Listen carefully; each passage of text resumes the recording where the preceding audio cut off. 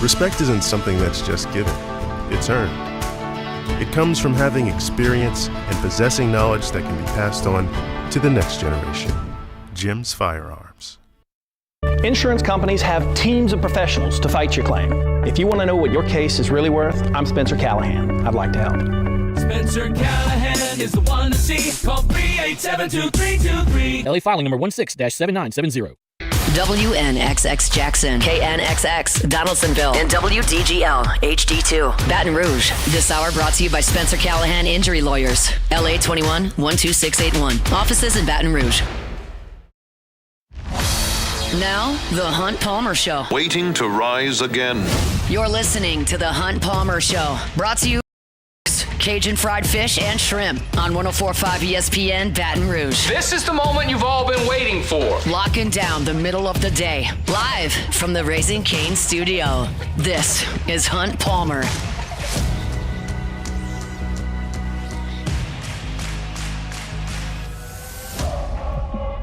Welcome in. Hunt Palmer coming to you from the Raising Cane studio downtown in the capital city on this Football Friday. It means we're brought to you by Cork's Cajun fried fish and shrimp. Jordan Kitchens, Cassie Spazzali back there on the ones and twos. Fired up, you're with us. Hopefully that work week is in the rearview mirror and you're enjoying this gorgeous, and I mean gorgeous, fall Friday afternoon in South Louisiana. If you're still on the clock, we'll get you to the finish line here. Appreciate you hanging with us. Preston Guy in 15 minutes. Get you ready for the NFL weekend to come. Just an inexplicable sit-down with Jeff Duncan by Saints owner Gayle Benson that we'll get to a little bit later as well. My SEC picks against the spread, pick for LSU and Arkansas. It's all coming your way over the next 120 minutes. So lock us in, and let's crank it up. Our Genesis opening drive. It's time for Hunt's Opening Drive, presented by Genesis of Baton Rouge. LSU and Arkansas tomorrow, 11:45. I'll say this, I don't think there's going to be a lot of nervous energy on campus tomorrow. I don't think there's going to be a lot of tension on campus tomorrow. The weather's going to be perfect again. Would we rather play at 6:30 or 7 o'clock? Sure. But I think tomorrow's going to be a nice day on campus, and we'll see what this football team has in store. We got a little bit of disappointing news last night with the word that Garrett Nussmeier has suffered a bit of a setback with an existing injury and aggravation. Frank Wilson called him probable. And that came out of left field, basically. And I think it's an important discussion to cover here. Because to me, and I'm reading tea leaves here, I am not speaking with inside information. I'm not speaking with conversations through sources. I'm not speaking as a doctor or someone in Garrett's court. I'm just speaking as someone who is reading this situation from afar. I watched a quarterback not practice like he wanted to in August. I saw it on the practice field. I saw it in the Tiger Stadium scrimmage. And then the head coach at the time, Brian Kelly, told you that Garrett Nussmeier had a torso injury and that he couldn't practice as much as he wanted to, and that potentially his ability to throw the ball down the field was compromised. You saw that with your own two eyes.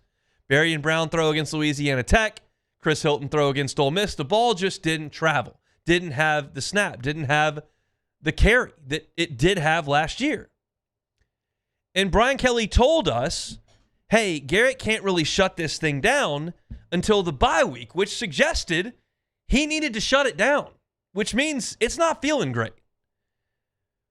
And I'm not here to make excuses for Garrett Nussmeier. None of what I just laid out was essentially telling you why Garrett Nussmeier played poorly, why his stats were bad, why LSU's offense wasn't putting points on the board. None of that had to do with that. But I'm telling you that they're telling us he's not healthy. And it looks on the field like he's not healthy. And you try to play through it. And I've seen that, and I know based on a press conference on Thursday, less than 48 hours before kickoff, he's not feeling good again. And if you put Garrett Nussmeier out there on Saturday, probable as he may be, and again, I have no knowledge of what his injury is, but if you put him out there on Saturday and he cannot push the ball down the field and he's uncomfortable throwing the ball, and you put him piloting that offense against that Arkansas offense, you will lose. You'll lose. Garrett Nussmeier is not capable, injured, of throwing a bunch of screen passes with that LSU offense and beating Arkansas. You will not score enough points. This is not Clemson. This is not Florida. This is not South Carolina. LSU's defense is not going out there on Saturday morning into the early afternoon and holding Arkansas to 10 points. They're not. They are not. No one does that to Arkansas. Notre Dame was the best. They had an unbelievable offense that day that just carved Arkansas up, which LSU theoretically could do because everyone's done that to Arkansas, including Auburn, who doesn't score any points. But if Garrett Nussmeier is not healthy and you're relying on a run game with a shoddy offensive line and a bunch of 3-yard passes and screen plays, you will not keep up with Arkansas. Now, maybe Garrett Nussmeier gets a shot on Saturday morning and he feels 100% and he can give it a go and he's at full strength and maybe that's fine. But if he's compromised, and we'll put a number on it, if he's 70%, so you eliminate throws 35 yards down the field and everything's got to be close, you'll lose. You will lose the game. Because I've watched that offense, and I've watched it against teams that aren't great on defense, and it's not good enough because Arkansas is going to score some points. You cannot win this game counting on your defense to create 4 or 5 turnovers and hold Arkansas to 13. It's not going to work. So I will tell you what I told you on Monday. I think Michael Van Buren should start the game. Now, what I will tell you right now is that I'm not going to play the conspiracy theory game. You certainly can. I'm confident LSU fans will. They'll say, he's shutting it down, getting ready for the draft. He's submitting that out. They don't get hit in practice. No way he got hurt. They're just getting Van Buren in there, and we're done with Nussmeier. Like, I'm not going to play that game. That's not where I'm going to be. You don't have to get hit to restrain an oblique muscle throwing a football. I don't know how healthy he has been all year. I have no idea. So I'm just going to operate with what I know and what I've seen on the field and what Frank Wilson tells me. I'm not going to swim in the conspiracy theory waters. But I would go with Michael Van Buren. And I would make Arkansas defend him running the ball, and I would do some read option with him. I would move the pocket with him. I would call some design runs with him. I would change what you do on offense because what you've done on offense, no matter how Garrett Nussmeier, how healthy he is or not, it hasn't worked. Because I told you on Monday, I think he's a bad fit for this personnel. This personnel does not run the ball. This personnel does not adequately protect the passer. And without those two things, Garrett Nussmeier is just not, he doesn't have enough dimensions to his game to overcome that. Now, last year you couldn't run the ball, but you could protect the passer. So he could go to work. And he did throw for 4,000 yards. And he did throw for the second highest total in the history of LSU football. He could fit in some circumstances in that offense last year. He does not fit this one. And as bad as that Arkansas defense is, and let me tell you, it is real bad. Like, it doesn't matter. Because if he's not healthy, he can't play. I'm ready to see Michael Van Buren. We talked about the red shirt earlier this week. There are 2 schools of thought on that. 1, play for your next contract. You play these last 3 games, you put up some numbers, you show some ability, whether it's LSU or the next school you play for, is more likely to ante up. You shut it down, you redshirt, you lean on film from last year, well, we'll see what your next deal is. But on the flip side of that, you shut it down, you keep that red shirt, you get an extra year on the back end where maybe your earning potential is better. You don't know. It's a game. It's free agency. That's what it is.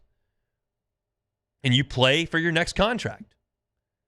So Frank Wilson's telling us that, well, we have to talk to the players, talk to their family, and decide what it is they think is best for them, what it is we think is best for them, and you come to a decision. And sometimes it's different from what you were told previously. That's what Frank said. And we know that Brian Kelly told the Van Buren family in that camp and Michael Van Buren in March, like, you'll redshirt. Well, circumstances change. I don't know what's going to happen tomorrow. And I don't know the specifics of the Nussmeier issue, but it was obviously significant enough where he had to come out of practice and tell Frank Wilson about it, and Frank Wilson felt like he needed to mention it to the media and put it on the injury report. That's not nothing. Bumps and bruises happen in every single football practice across levels. Never get told. This got out. It's something. And it started with patella tendonitis, and then you got the torso injury, and now this is continuing. Plus, he had a tweaked ankle. Like, it's been a bumpy season for Garrett Nussmeier. I would throw Michael Van Buren out there tomorrow because I don't think a non-healthy Nussmeier can score enough points to beat that Arkansas team. Now, we'll close with this. I'm going to be very brief. I'm not going to be very preachy. I'm not going to be condescending. I'm not going to be any of that. I'm just going to express myself very directly and very clearly. It may work. It may backfire. I don't know, but I feel the need. I've got a microphone. There's a game coming up tomorrow. I have a feeling I'm going to put it out there.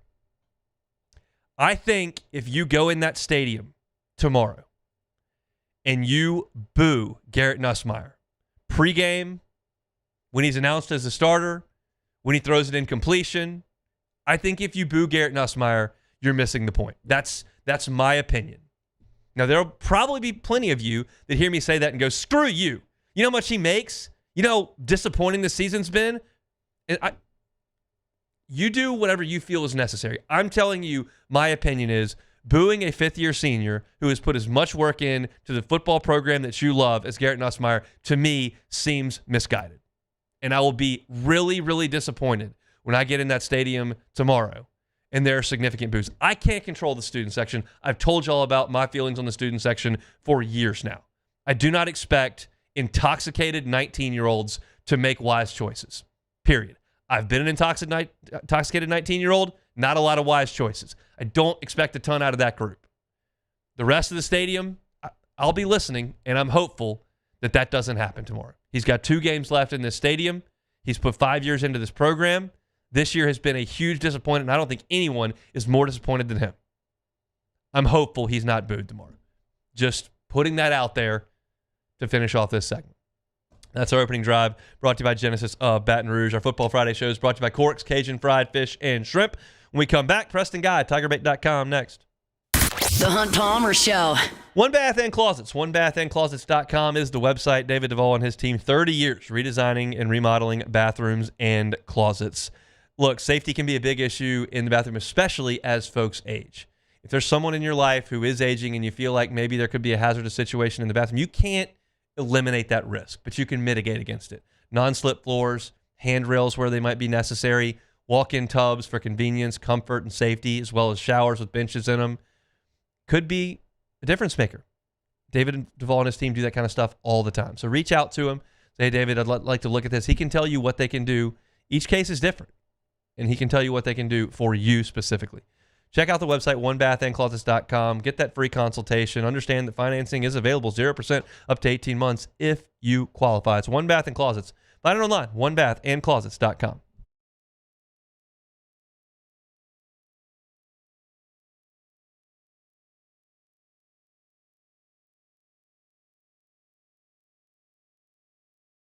You to bring your ride and give back Saturday, November 22nd from 9 a.m. to noon. No revving, no burnouts. Bring an unopened, unwrapped toy or $10 entry fee to Salt Pepper Oak 6721 Exchequer. For more info, visit Braveheart Louisiana on Facebook.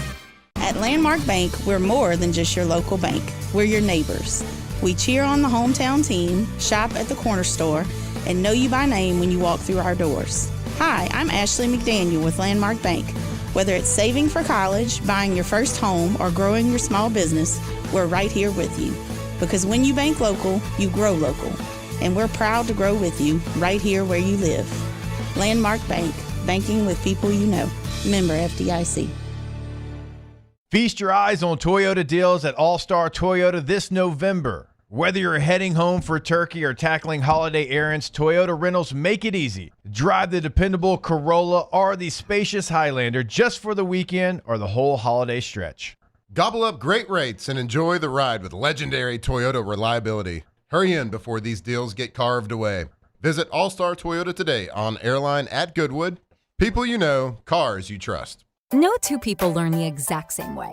So how did Babbel become the award-winning language learning app? We thought of you, all of you. Take Sierra. As a visual learner, she uses Babbel's wordplay videos. Today I'll share a quick lesson on shopping in French. Merci beaucoup. Keith is a be in the room with real people kind of learner, so he loves the live online classes with our language experts. Okay, class. ¿Vos está pronto? Estamos prontos. However you learn, Babbel makes it easy. Try Babbel for free at Babbel.com. Babbel.com. Getting quality employees to fill positions in your company is essential, but finding those people can be a major hassle unless you use ZipRecruiter. ZipRecruiter makes finding quality people a breeze. ZipRecruiter's advanced technology identifies candidates with the right skills, sends you great matches, then you can easily invite them to apply. 4 out of 5 employers who post on ZipRecruiter get a quality candidate within the first day. See for yourself. Go to ZipRecruiter.com/free to try ZipRecruiter for free. That's ZipRecruiter.com/free. From Louisiana farms to your tables, Supreme Rice has the perfect scoop. From long and medium grain to aromatic jasmine and brown. And Supreme's new low glycemic and parboiled rice. Every grain is Supreme. Pick up your favorite variety today and make every meal Supreme.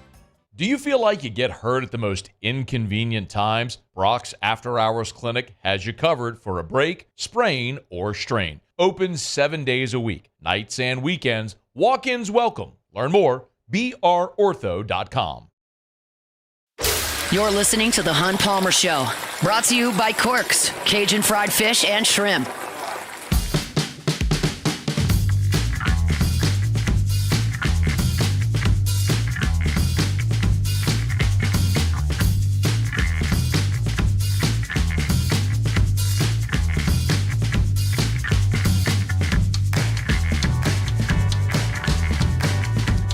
Friday shows brought to you by Corks, Cajun fried fish and shrimp. Getting a late lunch. Want a shrimp po' boy? Corks has a fantastic shrimp po' boy. You can check that out. Got some folks coming over after the night game, or the morning game for the night games tomorrow. Want to feed in bulk? Corks can always help you with that as well. High school football playoffs. You want Corks?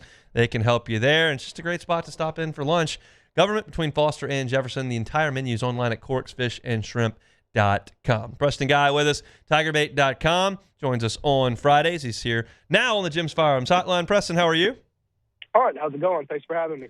It's going well. Appreciate you. What are your thoughts on, well, let's go back to Bama first. What are your thoughts on the defense in that game? Yeah, defense played well, gave you every chance to win the game. I don't think that realistically against an offense like that, you could really ask for much more. What you can ask for is in 4 trips to the red zone, maybe you get 2 field goals and 2 touchdowns out of it instead of 3 field goals. Getting 9 points out of 4 red zone trips is pretty abysmal. So, especially when you start looking at it, all you needed was 20 points to win the game, and you could have absolutely tied the game up just by a couple touchdowns and a couple field goals. What do you think the biggest problem is with the red zone offense? Offensive line. I mean, a lot of times getting these short yardage is just about, being the bigger, stronger man and bulldozing people over. And when you can't do that, you have to rely on finesse. It's a little tougher. And right now, this team's just not executing with the finesse. And you couple that offensive line with a quarterback who is just not very dynamic and apparently hurt again. It's just not a great combination. I mean, and it is frustrating to watch this offense do move the ball sometimes, and then they just get down time to score, and they're dreadful in these positions. So, it's just, I mean, ultimately we could talk about a lot of microcosm of issues, but the honest answer is, Hunt, we're 9 games into the season? They're just not good. They're just not good. It's a plain answer. What would you do at quarterback tomorrow? I know that there are variables like red shirts and injuries, but what's your feeling on it? Well, they've already said they aren't doing the red shirt for Michael Van Buren, which ultimately I look at that as, his decision, especially given that there's no football coach or championship aspirations for this program at this point. Let the kid decide what he wants to do. And honestly, if Nussmeier is hurt, that does suck for him because he needs a little bit more film and good film to ultimately get himself back on being drafted. I don't know if Nussmeier is a draftable quarterback right now based on the film he's put out there. But if he's hurt, and we've seen what injured Nussmeier looks like, we early in the season, he wasn't able to make even basic throws. I would just go with the backup if he looks anything like he looked. Remember Ole Miss or Louisiana Tech, those early games? I can't imagine. I mean, Michael Van Buren didn't necessarily look good by any stretch of the imagination, but still a healthy quarterback, especially one with legs, I think does give you a better chance to win this ball game. So let's bring Arkansas into the equation now. Like, if Michael Van Buren is the quarterback against Arkansas, do you feel like LSU should be able to put up some points like quite literally everyone else has? Well, it doesn't. Right. I must say the other thing is here is like this is the kind of game where a healthy Michael Van Buren should shred him up. I mean, because you don't have to be that good. Just be healthy and capable of making throws. I mean, let's put it like this: Michael Van Buren has more physical capabilities to take advantage of a dreadful defense. Right? If Nussmeier sees a lane that's open like the Red Sea in front of him, is he going to take it off and run? First off, probably not. Second off, if he does, he's not going to get much out of it. Whereas a guy like Van Buren, for these openings, will take advantage of it. When you look at this Arkansas defense and you look at LSU's personnel, you factor in the ground game, Van Buren's running, like where should LSU try to attack Arkansas to begin? Well, I think they do need to get more Harlem Berry involved to take advantage of that, and hopefully the scoreboard doesn't necessitate putting him in a reserve role, but I think this running back rotation has been one that's very frustrating all year long because it's like the hot hand guy always seems to get relegated to the bench. But yeah, I would try that, and I would certainly try to steer away from bubble screens because you opened. I think you had about 16 or 17 of these just at the line of scrimmage screens, which I understand why, and I'm not saying to eliminate it from your offense, but at a certain point, it's easy to adjust to that. You gotta make some adjustments to keep them honest. I mean, you can't just go 100%. I mean, maybe 1 in 3 plays are a bubble screen or whatever, but you can't just do it every play. It's going to get very easy and monotonous to stop. Let's go from the matchup of bads, Arkansas's defense and LSU's offense, to the goods, Arkansas's offense and LSU's defense. We know the running quarterback thing for LSU's defense has been a nightmare. When you watch on tape, like, what do you see? Yeah, I mean, Taylor Green is as dynamic of an athlete and a capable player. I understand he hasn't played as well as maybe some would have wanted him to, but, I mean, that is the one thing that really gives me pause in this matchup. Number one, Whit Weeks is out, and that hurts. But we saw that defense play markedly improved football this weekend,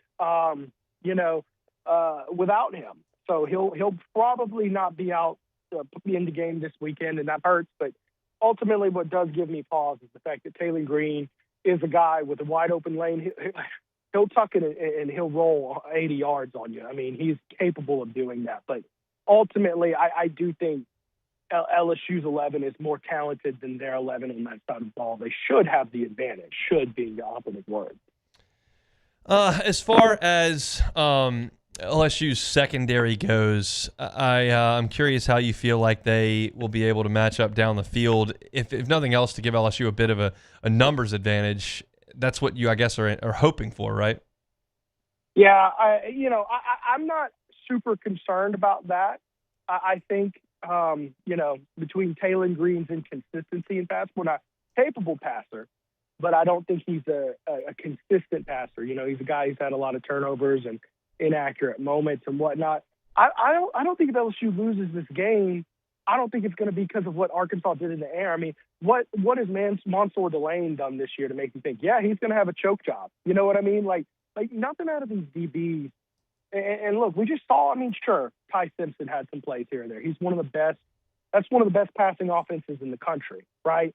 I wouldn't expect Arkansas to be able to pass the ball better than Alabama did on this defense. That's what I'm getting at. Now, that being said, Taylor Green with his legs, I could see them running the ball better than Alabama did on this defense. So that's just not the direction I'm really looking. If LSU struggles, I don't think it's going to be because of anything they did over the air. How do you think it goes tomorrow afternoon? Oh, boy, Hunt, I'm going to tell you this, and here's why this game matters. You're probably going to beat Western Kentucky. At Oklahoma, that's going to be a tough draw. Then the bowl game, who knows who's going to show up for that bowl game. You very well likely be rolling out a skeleton crew and be winding up for a butt whooping, okay? Essentially, if LSU doesn't LSU's best chance at a winning season, okay, to go 7-6 or better, is win tomorrow, right? So I think that's important. It shows this program has a high floor. But I think I like LSU by about a touchdown or so, which if you look at this team who hasn't scored 25 points or more in a Power 5 game, that's actually quite the butt whooping for this team. That's unfortunately true. All right, early coaching search thoughts. Do you have a name? Do you have an idea? Anything that you're pointed towards at this point? I realize we've got some time here. Yeah, I'm getting a lot of scoops and information. The Lane Kiffin situation, I think, is where everybody's going first and foremost. And, I think LSU would love Lane Kiffin. I do think right now Florida is the team to beat based on what I'm hearing, although let's keep in mind it's November 14th.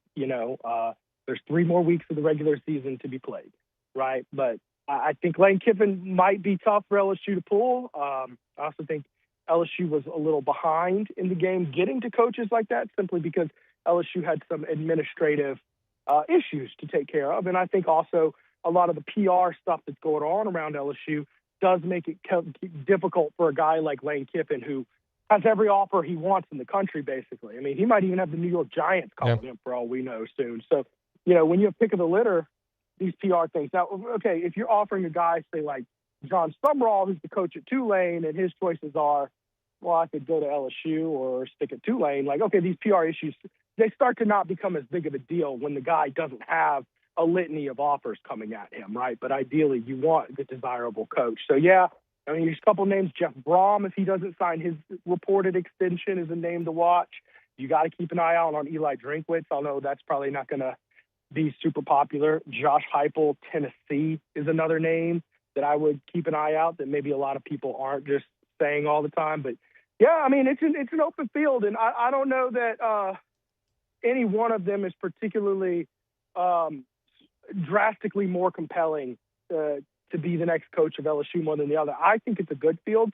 My only hope is that they hire a tactician, not a CEO coach, and then they also just do it on the coach's timeline. Don't just settle for a guy because, well, this guy was in the playoffs and we really wanted someone here for signing day. I want them to take it on the chin, hire someone with good elite play calling experience that really just, I think in this era of football, is more and more important, and reduces it makes you not one bad coordinator hire away from 6-6 at all times. So that's just my hopes overall, just more conceptual rather than specific names.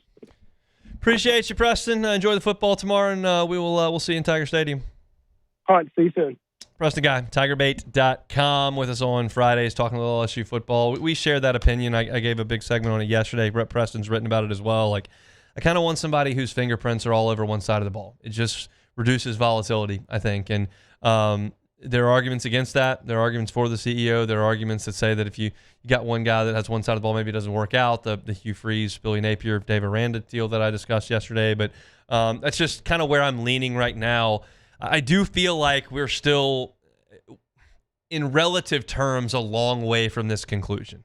Like, you're sitting here on the 14th of November. You realize that if you hire someone who's in the college football playoff, that's not coming until about Christmas.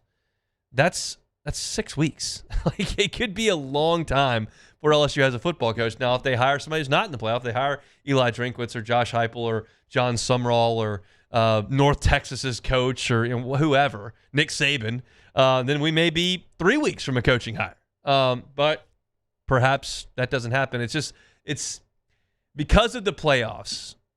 Because you were never, generally speaking, hiring a coach whose bowl game desperately mattered unless you were a G5 hiring a P5 coordinator. Like, Saban had those coordinators getting jobs. Jim McElwain taking, I think, Colorado State is where he went. You had that all the time.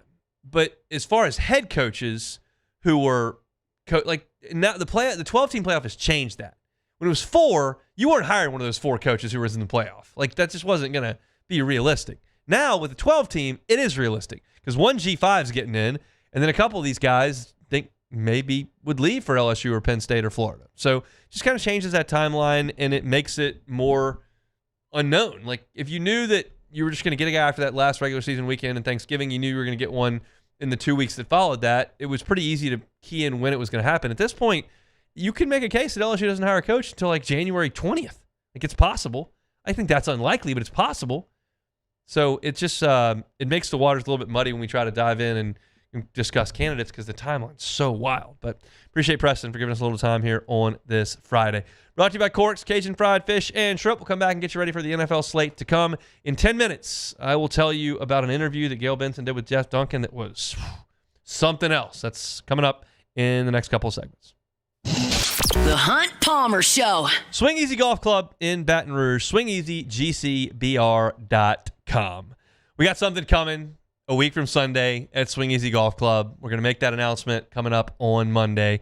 But I'm going to be there, and we're going to be doing a challenge, and we're going to be giving some stuff away, and we're looking very much forward to it. It's an awesome place. If you have not been, I highly recommend you check it out. If you're thinking, I don't have 5 hours to play a round of golf, why don't you play a round of golf in an hour and 10 minutes? You can do that at Swing Easy Golf Club. You go into one of your private bays with the simulator.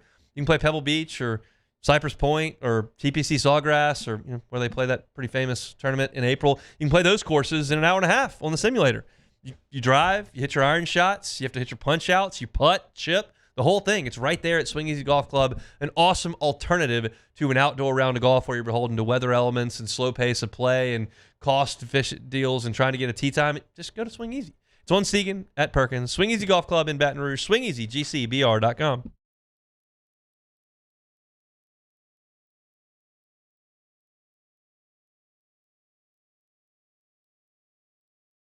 CDJR.com. If you need sales or service, the crew at Bayou Automotive is going to do right by you. WCK Foundation Repair, locally owned and operated, has been in business over 25 years. Engineers agree WCK uses the best repair method for Louisiana's unique soil conditions. Rely on WCK to provide a solid standard with friendly local professionals. Interest-free financing available. WCK Foundation Repair.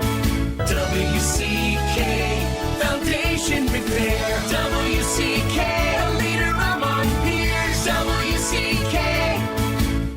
Since the 1930s, Supreme Rice has been bringing families together around the table. Whether you're using our American-grown jasmine rice in your jambalaya at the tailgate, gumbo, or Monday's red beans, Supreme Rice makes every dish better. We have several varieties of rice, even a healthy low-glycemic rice, perfect for diabetics. And every grain is grown, milled, and processed right here in Southwest Louisiana, supporting our farmers while saving you money. Find Supreme Rice at Rouse's, Walmart, Kroger, and AG food stores. For recipes and more, visit SupremeRice.com.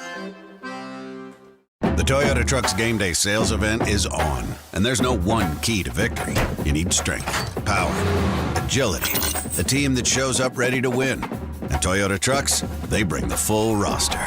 Kick off the season with big savings at the Toyota Trucks Game Day sales event. Toyota is a proud sponsor of LSU Athletics. Experience the drive of the Tiger in a Tundra or Tacoma, built to take you wherever the road leads. Find yours today. Toyota, let's go places. See packages and options at toyota.com for feature availability. What does it mean to be rich? Maybe it's less about reaching a magic number and more about discovering the magic in life. Count on your local financial advisor for financial strategies that can help support a life you love. Because the key to being rich is knowing what counts. Contact your local financial advisor. Let's find your rich. Edward Jones, member SIPC. In Baton Rouge, call Tyler Juneau, and in Zachary, call David Gomez. If you're buying or selling a home in the Baton Rouge area, trust someone who has built and sold homes here for 30 years and has called the 225 home his entire life. Daryl May of RE/MAX Partners. With his 3 decades of experience, he knows where and what you're looking for and how to best market your home. Looking outside the city limits, Daryl is a proud St. Francisville resident. Searching in the heart of the city, Daryl's known it for his entire life. Reach out to Daryl May of RE/MAX Partners at 225-268-6915 or at darylmayproperties.com. In times of need, get a full list of phone numbers, websites, and other important emergency information on the Demco Stormwatch page at 1045ESPN.com. Bayou Ford and Bayou Chrysler Dodge Jeep Ram. 5 brands on one lot. Shop BayouAutomotive.com. You're listening to The Hunt Palmer Show, brought to you by Corks, Cajun Fried Fish and Shrimp.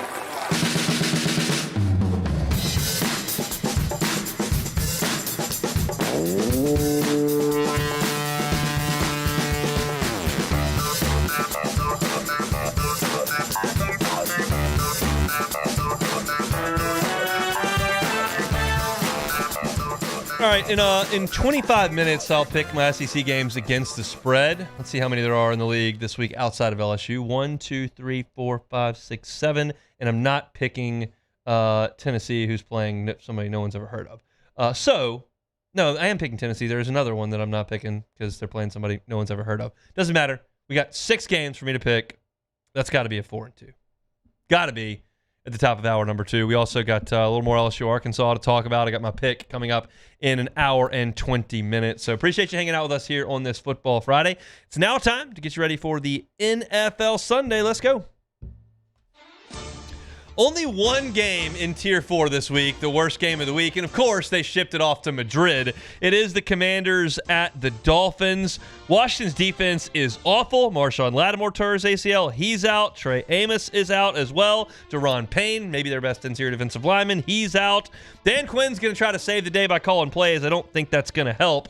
What could help is playing the Dolphins, who are not very good, and Tyreek Hill's out for the year. But either way, it's the worst game of the weekend, and Madrid is stuck with it. So maybe they'll think it's cool anyway because they don't know what the rules are. Whatever. Tier 3, Bengals at the Steelers. No wide receiver has had a touchdown in 4 straight games against the Steelers since 1996.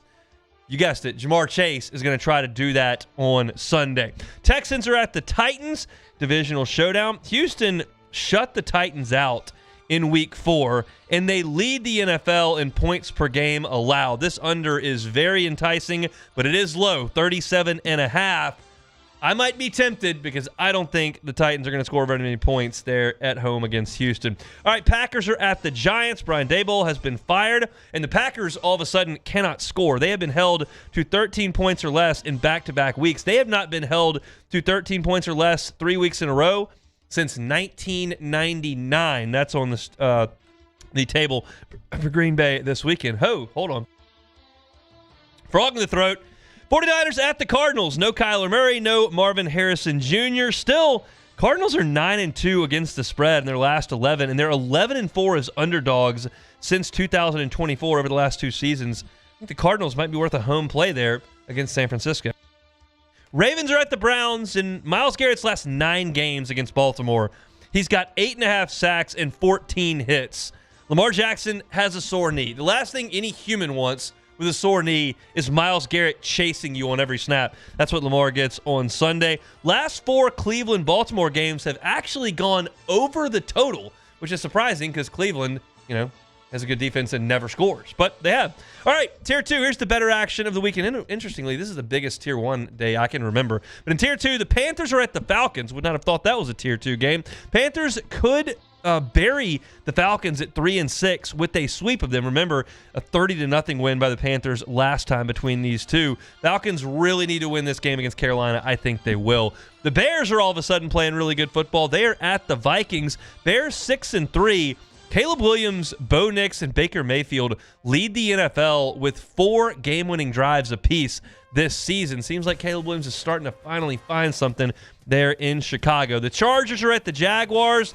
Justin Herbert has been hit more than any quarterback in the NFL this year. But I think they got that fixed. They got Trevor Penning, right? He won't get hit anymore. Maybe not. Josh Hines-Allen, 0.5 sacks away from the Jaguars franchise record. I think there's a good chance he could get that this week against Herbert, who has been susceptible to hits all season long. Now to Tier 1, where we have got a loaded slate on Sunday. The Bucs are at the Bills. Josh Allen, in their 3 losses, has 6 total turnovers, 2 in each game. In the 6 wins, 1 total turnover. He's got to take care of the football. The Buccaneers are 8-1 against the spread after a loss the last 2 seasons. They are coming off a loss last week. Seahawks are at the Rams. Big divisional showdown. Matt Stafford might be the NFL MVP right now. He has thrown 25 touchdowns against 2 interceptions. This game is between teams that are 7-2. The winner controls the NFC West. The Chiefs are at the Broncos. Pat Mahomes is cooking right now. He also might be the MVP after an 0-2 start. They're really rolling. They're coming off a bye there. Kansas City is. If the Broncos win, they take a 3.5 game lead in the West over Kansas City. That's a big deal for Denver, and they're at home against the Chiefs. Could be a big moment for Sean P. and Denver. And then finally, the primetime game is Tier 1. It's the Lions at the Eagles.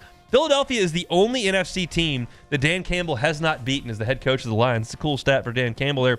The Eagles only have 4 turnovers on the season. That leads the NFL this year. It's also the fewest through 9 games in the history of their franchise. Jalen Hurts doing a good job taking care of it, and the Eagles taking care of business as they have in the NFC for the last few years. That is your look at the National Football League slate for Sunday.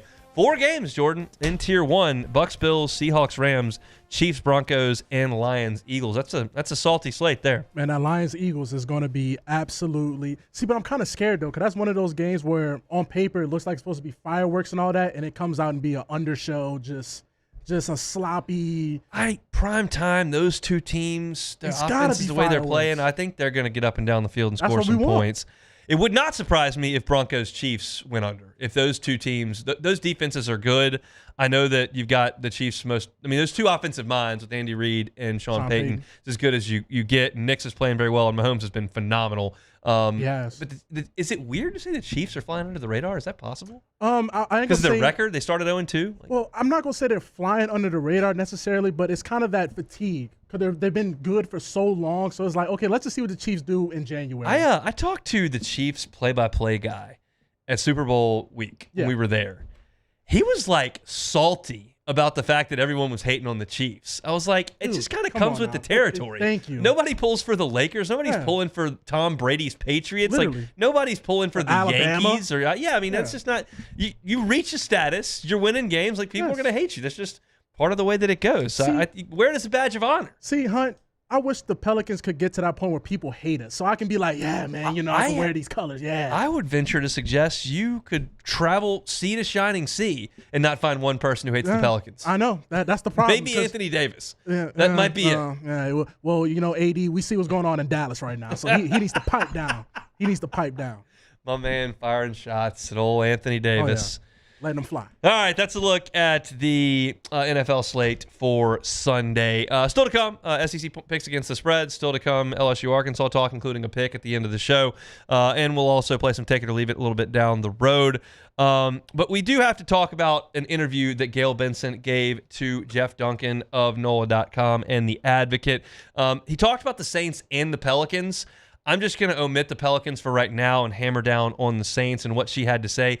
Jeff Duncan, to his credit, did a great job asking about the current state of the franchise, the future of the franchise, as well as Mickey Loomis and his role in all of this. And I know how y'all feel about Mickey Loomis. And Jeff Duncan asked Gayle Benson directly on multiple fronts what she thought about Mickey Loomis. She gave answers to that, as well as what's the succession plan for the Saints. We'll get into all of that, and it is wild when we get back. The Hunt Palmer Show. Genesis of Baton Rouge. GenesisofBatonRouge.com is the website. Every car that is on the lot is online at GenesisofBatonRouge.com. We live in a delivery society, right? You need food, get it delivered. You need toiletries, get them delivered. You need clothes, get them delivered. It's just what happens. You can deal with a car, too. I know everyone kind of hates the thought of maybe going onto the lot and having to deal with people that you don't want to deal with and feeling like you're getting taken advantage of. And stereotypes exist for a reason. I get it. That's never going to happen at Genesis of Baton Rouge. But if you want to eliminate that risk altogether and just do it from the comfort of your own home, you can do it. You can shop their entire inventory online at GenesisofBatonRouge.com. And if you want to test drive, call them. Say, hey, I'd like to test drive. Here's home. Here's work. Here's when I'm available. They will come to you. One of their brand ambassadors will get you behind the wheel, and you'll be able to test drive from the comfort of your own home. If you decide at that point, that's what I want, you still don't have to go to the lot. E-contracts, delivery of the vehicle, you're on your way. It's all about convenience. It's all about customer service at Genesis of Baton Rouge. So stop on by if you'd like. If you wouldn't like, go to GenesisofBatonRouge.com. They're on airline at PQ for those that would like to darken the door. If you'd like them to come to you, GenesisofBatonRouge.com.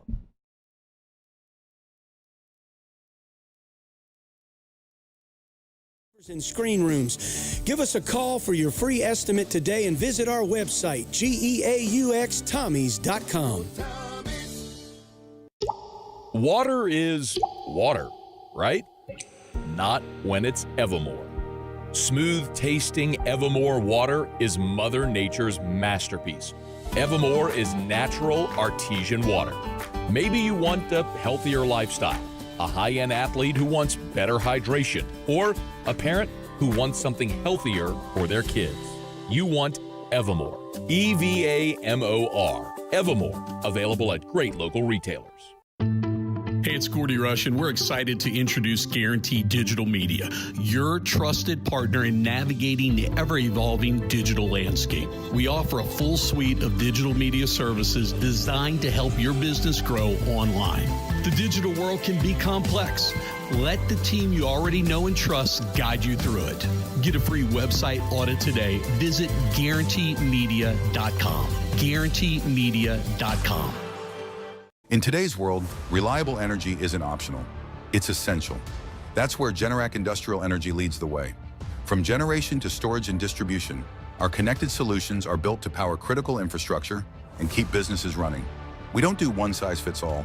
We engineer custom energy systems designed around your needs with seamless integration and unmatched support. Generac Industrial Energy. Energy for everything. Contact Arco Power Systems in Louisiana today. Learn more at arco.com. Yo, Jake and Flynn here. When it comes to roofing repair and new roofs, there's a #1 top-rated roofer you need to know, Pelican Roofing. A recent recipient of the Better Business Bureau Integrity Award, Pelican Roofing has literally hundreds of 5-star reviews. We know there are a lot of roofing companies, but there's only one Pelican Roofing in Baton Rouge and Lafayette and the surrounding areas. They even offer 0% financing for those who qualify. Call for your free estimate at 225-629-1788 or visit pelicanroof.com. Lunch hour? Fuel up fast with lunch at the Lodge at Twin Peaks. Bite into our juicy cheeseburger and fries, fresh chicken Caesar salad, or turkey avocado smash with sweet potato fries. Hearty, quick, and made to satisfy. Twin Peaks. Hello. Eats, drinks, scenic views.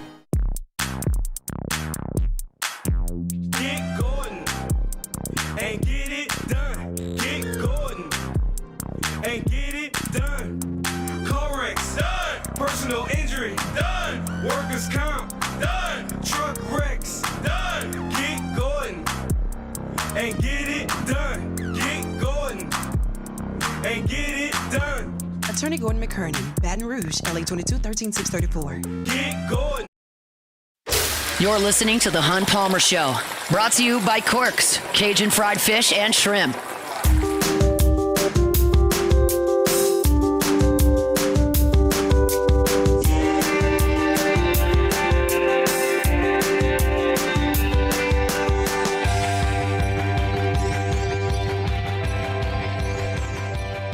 Football Friday is brought to you by Corks, Cajun fried fish and shrimp, jumbo Gulf shrimp, clean, crispy fried catfish, those crispy shoestring fries as well, honey butter rolls, beignet bites, crawfish etouffee, baked potatoes. They got it all over there at Corks. They're on Government between Foster and Jefferson. Check them out online at corksfishandshrimp.com. All right, to close out the hour, I want to talk about a great Q&A that Jeff Duncan of NOLA.com and The Advocate conducted with Gayle Benson. I'm going to go into some specific portions of it, but just know that there's a lot more meat on this bone. Jeff did a great job of asking pertinent questions about the Saints and the Pelicans, who obviously Miss Gayle owns. And there's a lot more than I'm going to get to, but I'm going to hit the high points as I see them. I highly suggest you go check it out wherever you get your NOLA.com Advocate information, whether it's online or in print. So let's get into this. Here's a question directly from Jeff Duncan to Gayle Benson. I'll give her answer and we'll start talking about it. Duncan says, many fans have lost confidence in leadership of Saints general manager Mickey Loomis, pointing out the club's lack of success without head coach Sean Payton. Here's the first quote from Gayle Benson regarding that. It may not be what the fans want to hear, but as far as firing Mickey Loomis, that's ridiculous. He does a great job. Mickey's been one of the top NFL general managers. He's a great guy. He's got a bunch of rookies. He's got a new coach who was just in the Super Bowl. I mean, what else can I do? Let's take that. It's ridiculous to fire Mickey Loomis, she says, because he does a great job. Well, what is it that Miss Gayle believes that Mickey Loomis does such a great job with? And to Jeff Duncan's credit, he asked about it. Why do you have confidence in Mickey Loomis's work as a general manager, she asked. And Gayle Benson says, this offseason, Mickey managed the retirement of Derek Carr, saving us $30 million in cap space. Let me take that. Derek Carr quit. So, yeah, you're going to deal with the cap. As Mickey managed the retirement of Derek Carr, he quit because he was hurt. How about the $100 million Derek Carr was guaranteed as a middling, mediocre, malcontent quarterback? How about that part of it? I'm not buying that, Gayle. But she continued into reasons why she has confidence in Mickey Loomis. This is a real quote, by the way. He also traded defensive tackle Colin Saunders to the Jaguars for our current starting veteran center, Luke Fortner, who has played a pivotal role in the absence of Eric McCoy following the season-ending injury. When asked about why she has confidence in Mickey Loomis, Gayle Benson pointed to saving money on Derek Carr quitting and trading Colin Saunders for Luke Fortner.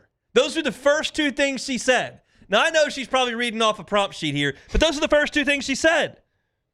I continue. As our fans know well, Mickey also oversaw two of the greatest drafts in league history in 2006 and 2017. 2006? I was in high school in 2006. You know what was cool in 2006? iPods. The ones where you scrolled around the circle. I mean, Jason Taylor was the NFL Defensive Player of the Year in 2006. His kid's in the league right now. We know him well. I'm shudder to ask how old Cassie was in 2006. I think she was 3. Yeah, I was 3. 3 years old. She's out of college. This is what we're talking about with Mickey's confidence, 2006? She also said the 2017 draft was good. It was. Ryan Ramczyk has retired. Marshawn Lattimore is completely washed. Alvin Kamara is averaging 46 yards per game. Can we find something else? Well, I guess we should look at Mickey's draft picks since 2017 in the first round. Marcus Davenport, Cesar Ruiz, Peyton Turner, Trevor Penning, Brian Brzee. Let's look at some other picks he's made. Bub Means, Jalen Ford. He's got 10 career tackles. Christian Boyd, 6 career tackles. Josiah Zerum. Not on the team, Isaiah Foskey, Nick Saldiveri, Jake Hayner, A.T. Perry, DeMarco Jackson, Jordan Jackson. Basically, you've got Fawaga, McKinstry, Olave that are helping some. So, no, there's none of that of the draft matters at all. It's a terrible draft. Yeah, the 06, nice work there. 17, solid effort. They're all retired. These guys are terrible. There are only 3 teams in the NFL who have a longer current playoff drought than the New Orleans Saints: the Jets, Panthers, and Falcons. The Colts and Bears are tied with the Saints, and they're going to the playoffs this year.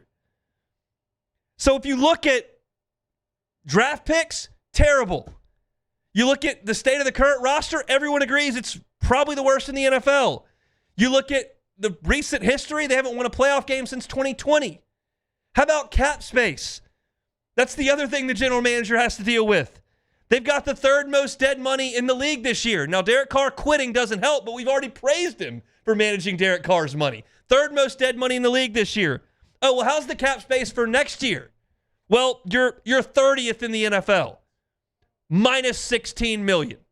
So if we're looking at this great job that Gayle Benson is suggesting that Mickey Loomis is doing, and we want to look away from managing Derek Carr quitting, trading for Luke Fortner, and draft picks when Cassie was 3 and I was in high school, as well as guys that are retired by now in 2017, you're looking at a disaster of a draft class, the worst cap situation in the league, a terrible current roster, and a long playoff drought. And you sit there and would tell NOLA.com that Mickey Loomis is doing a great job and that firing him is ridiculous. The only thing ridiculous is the answers to these good questions by Jeff Duncan. Now, look, Gayle Benson says in this interview, to her credit, that she is, this is a quote, I agree with everyone, including Mickey, that we do not have the record we want. However, I do see a team that is building for the future. While I'm not nuanced in the details of specific football moves, I'm aware of what I see on the field. I agree. You're not nuanced in the football moves. But there is nothing, literally nothing, that would suggest Mickey Loomis is doing a good job. You could not come up with a cogent argument. And certainly Luke Fortner as your backup center is not a cogent argument. I said this earlier this week, and I will reiterate this. Gayle Benson was a great owner when she could get out of the way because Sean Payton and Drew Brees were running the ship. And she didn't get in there and meddle like Jerry Jones has to, or like Dan Snyder has to, or like the guy in Carolina has to. She got out of the way. Well, now everything's off the tracks.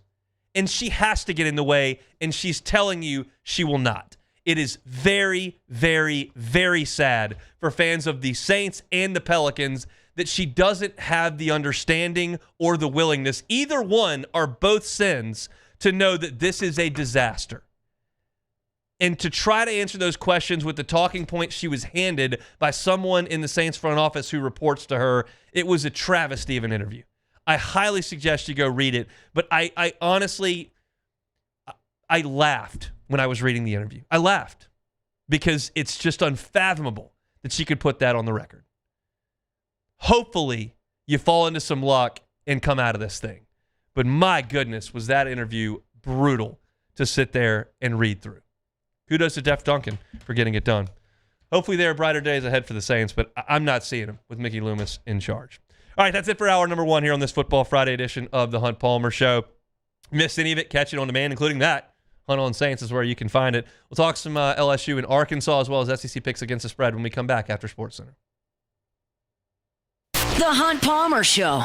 Highland Insurance Group, HighlandIG.com is that website. Look, they're experts over at the Highland Insurance Group. I lived the insurance game for 7 years. I know what makes a good agent, and it's someone who has their client's best interest at all times as opposed to, well, how much can I sell? Because if you get into how much can I sell, you can start cutting corners to try to cut price and try to get clients. That's never going to happen to you, the Highland Insurance Group. They're going to make sure, one, that you're paying the fair premium, that pricing is important, but that you are absolutely covered because your business is spending good money to be covered. So you can't cut some corners at renewal time. Then that car accident happened, that cyber attack goes in because some employee clicks the wrong button, that lawsuit shows up, the hurricane blows through, and all of a sudden you look up and you don't have what you need. That's not going to happen to you at the Highland Insurance Group. Contact Jonathan Carbo and his team. They're here in Baton Rouge. You can find them at HighlandIG.com. It's the Highland Insurance Group online at HighlandIG.com. There it is, the extra mile, on the border of expected and extraordinary for those willing to go further, like vans customized for work or play, with safety and tech to keep you connected, supported by a 5-star sales, service, and finance team, and backed by the 1-star you know. So go the extra mile. It's never crowded because so few have what it takes to go there. Mercedes-Benz Vans.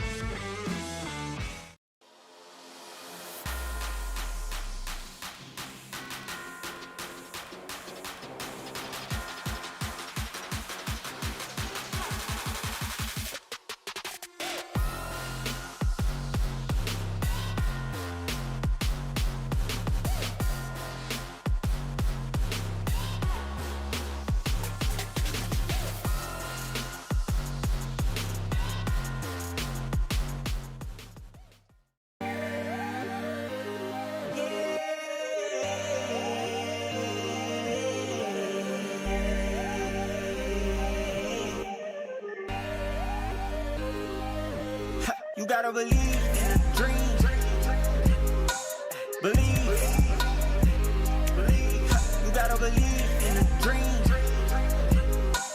Believe. You gotta believe. My whole team on wild.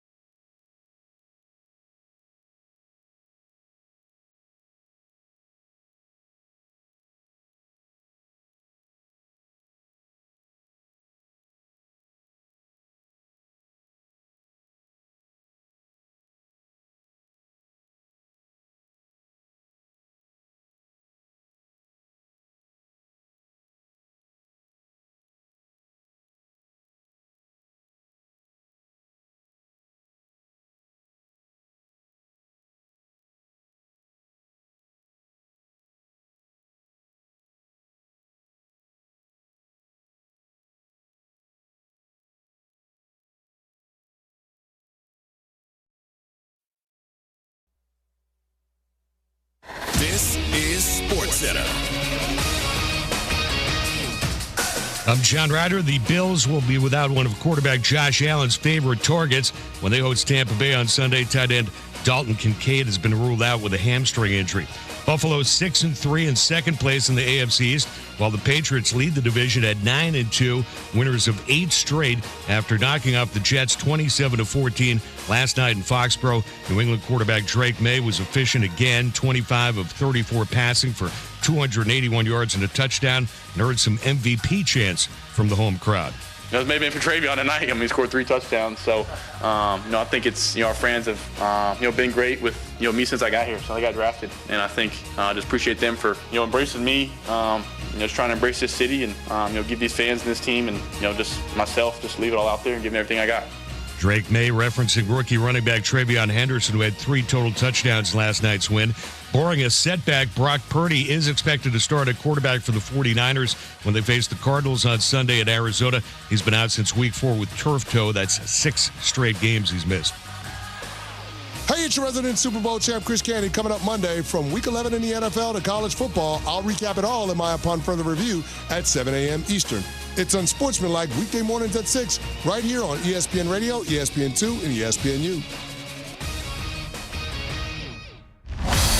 Now, The Hunt Palmer Show. Waiting to rise again. You're listening to The Hunt Palmer Show, brought to you by Quirks, Cajun fried fish and shrimp on 104.5 ESPN Baton Rouge. This is the moment you've all been waiting for. Locking down the middle of the day, live from the Raising Cane studio. This is Hunt Palmer.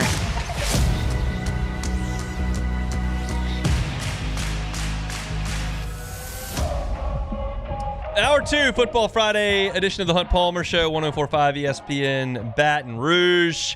I'm excited for the weekend. The weather's awesome. I got plans tonight to go and have some fun. Got dinner plans tomorrow, which I never get to do during football season.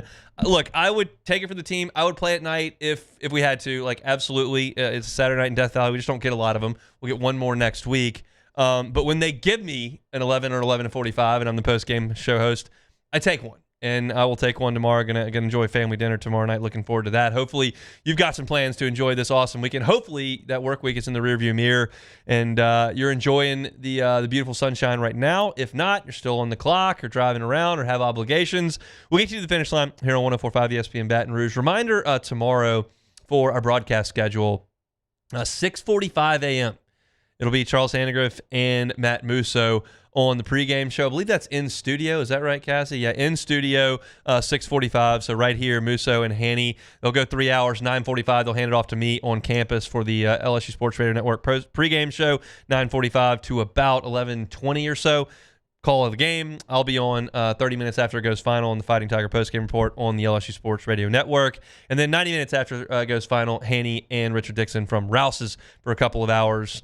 So a lot of action from 6:45 till probably 7 p.m. Tomorrow. We will have you covered for LSU and Arkansas. I'll give you my pick in about 45 minutes from right now. And we'll talk a little bit more about that game coming up in 15 minutes. But for right now, it's time to look at how we've done so far. We had a 500 week last week with our SEC picks.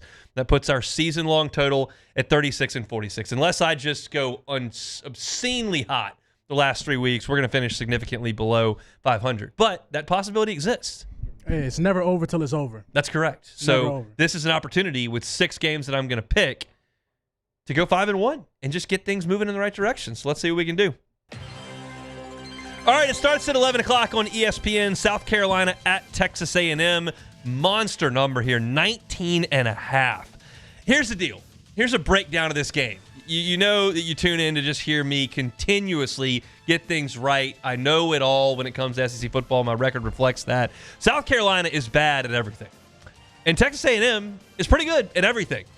That's why the number is 19.5. The Gamecocks averaged 13.3 points per game in their last 4 SEC games. 13.3 a game. A&M's averaging 39.5 per game in its last 5 league games. I think A&M's going to score a ton of points, and South Carolina is not.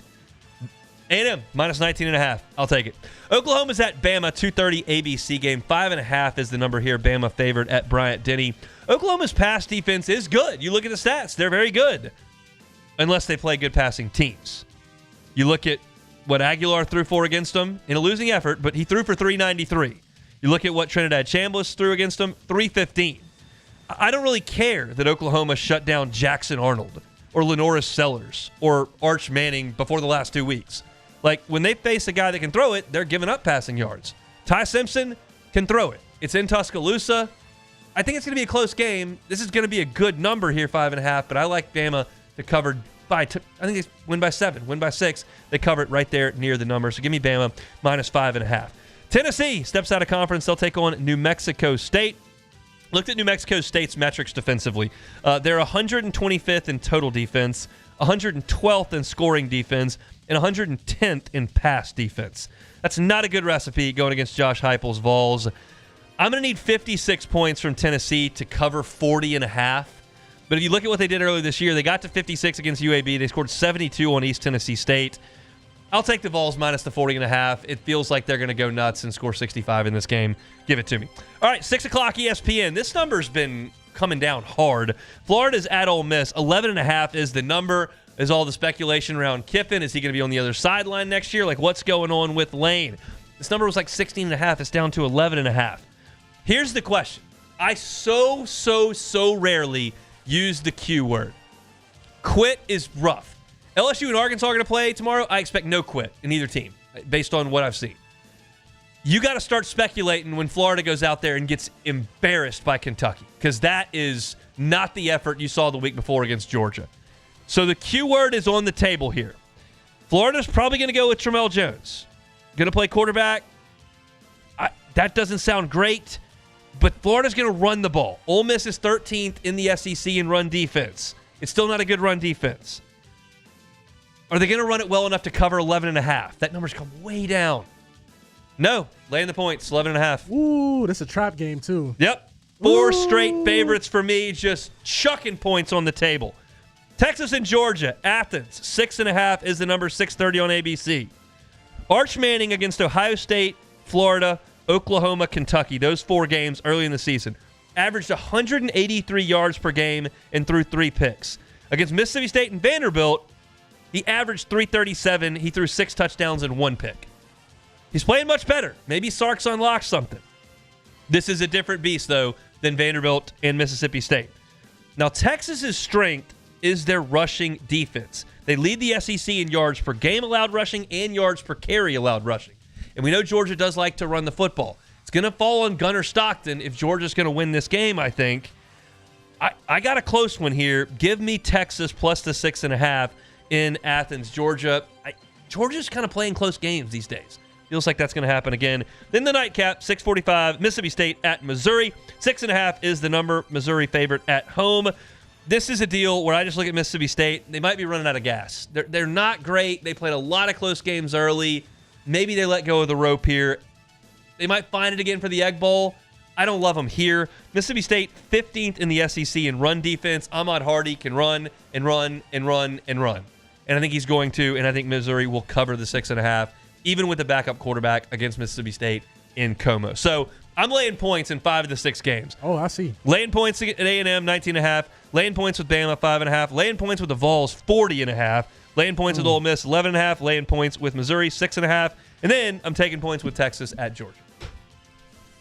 I mean, you're riding close to the sun. You're flying so close to the sun. Because I get it. I just can't physically take Tennessee plus 40. Like, that is, I get it. They're supposed to kill New Mexico State, yes. The thing that you can't account for, that's really the only thing that matters. Does Tennessee want to score 58 points? Exactly. Like, they could just score 35 and be happy and let's just get up out of here. Yeah. You know, everybody healthy. Bail. But let's get out of here. You get a backup quarterback in there. Heupel wants him to get some reps. Yeah. It just depends on what they want to do in the fourth quarter. Yes. You want to go score or you want to not? If you want to go score, you can go score. But if you don't, then you don't. I'll tell you what, turn the ball over. I do like that you went with Texas versus Georgia, mainly because I don't like that pick. No, I do. I had to take one dog. No, Hunt. No, that might be your best pick because sooner or later, Arch Manning has to show he's Arch Manning. This is the opportunity. What is Arch Manning? He might stink. Like, we got to see what he is. Like, this is the opportunity to see, the preseason Heisman guy, Peyton Manning, Eli Manning's nephew. This is the time. This is the game. I'm Joe Public. I know this. That's why I don't bet. I know. It's not like I'm trying to outsmart somebody somewhere or something. Like, I know I'm Joe Public. I just know when I take points, I'm taking a bad team, and I don't want to do that. Yeah. And so I don't want to take Mississippi State anymore. But I don't want to take South Carolina. South Carolina leave them alone. stinks. Yeah, I don't leave want to them alone. bet on that. Yeah. They're terrible. A&M, not terrible. Really good. A&M schedule, terrible. I'm salty. Well, look, all I can say is I feel very good about that Texas pick because sooner or later this has to be the Arch Manning game. We're going to come back here on Monday. And we're Maybe be he had like, it against that was Mississippi the Arch Manning State, although they were down 17 points to Mississippi State in that game. Nah, that I'm can't be taking a team in Athens that was getting blown out by Mississippi State. That's what I'm doing. But Hunt, Georgia has been on borrowed time. They have been getting lucky. They have been getting lucky. I wouldn't call it lucky. I just call it close. They're playing close. to their opponent level. They played really good against Ole Miss. They did. So, hey, sooner like it's like Cinderella. Clock hits 12. Something has to change. Something has to change. Those are my picks for the Southeastern Conference in Week 12. All right, we will step aside when we come back. I've got some LSU Arkansas thoughts when the Hogs have the football. How does LSU's defense match up? Hadn't really talked about it. Let's do it next. The Hunt Palmer Show. Gulf Coast Bank and Trust is giving our customers the power to bank anywhere, anytime during this challenging event. And we're right there with you. Our mobile banking app is a smart way to manage your money and time. Gulf Coast Bank and Trust, the bank that cares about you.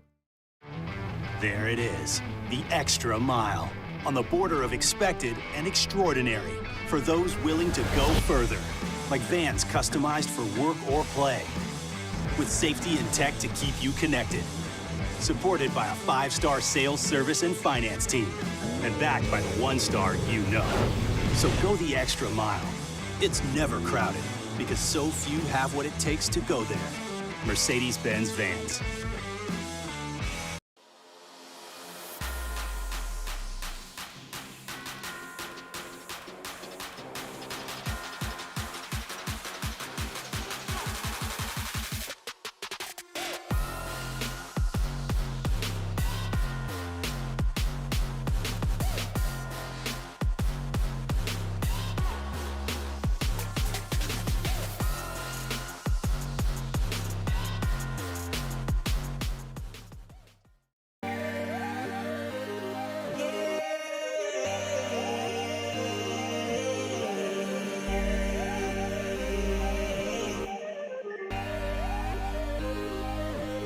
You gotta believe in a dream. Believe. You gotta believe in a dream. Believe. You gotta believe. My whole team on wild.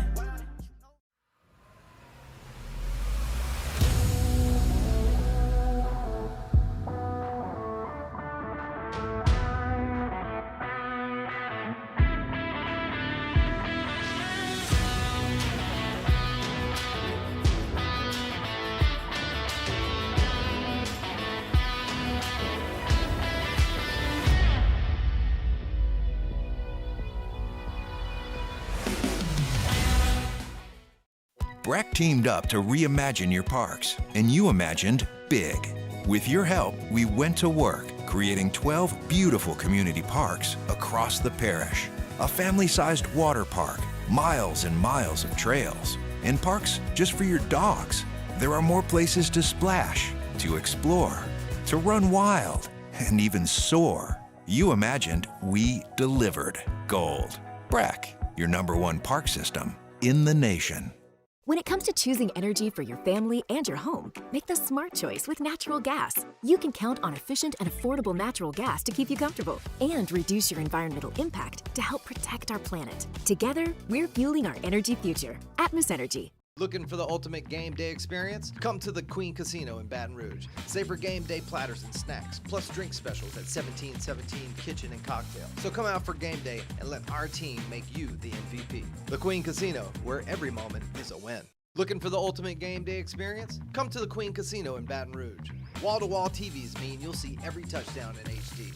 Place your bets and feel the thrill of every play with our DraftKings Sportsbook. The Queen Casino, where every moment is a win. When it comes to choosing energy for your family and your home, make the smart choice with natural gas. You can count on efficient and affordable natural gas to keep you comfortable and reduce your environmental impact to help protect our planet. Together, we're fueling our energy future. Atmos Energy.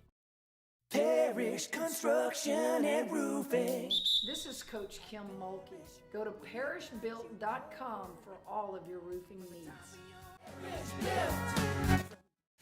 This is the Hunt Palmer Show, brought to you by Corks, Cajun fried fish and shrimp.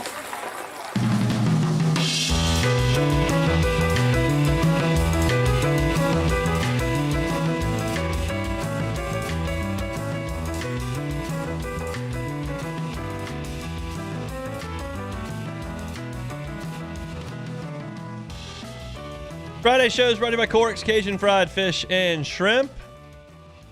Let's talk some LSU Arkansas. You know, despite what many might believe, the LSU coaches are not dumb, and they aren't completely oblivious to some of the things that we see.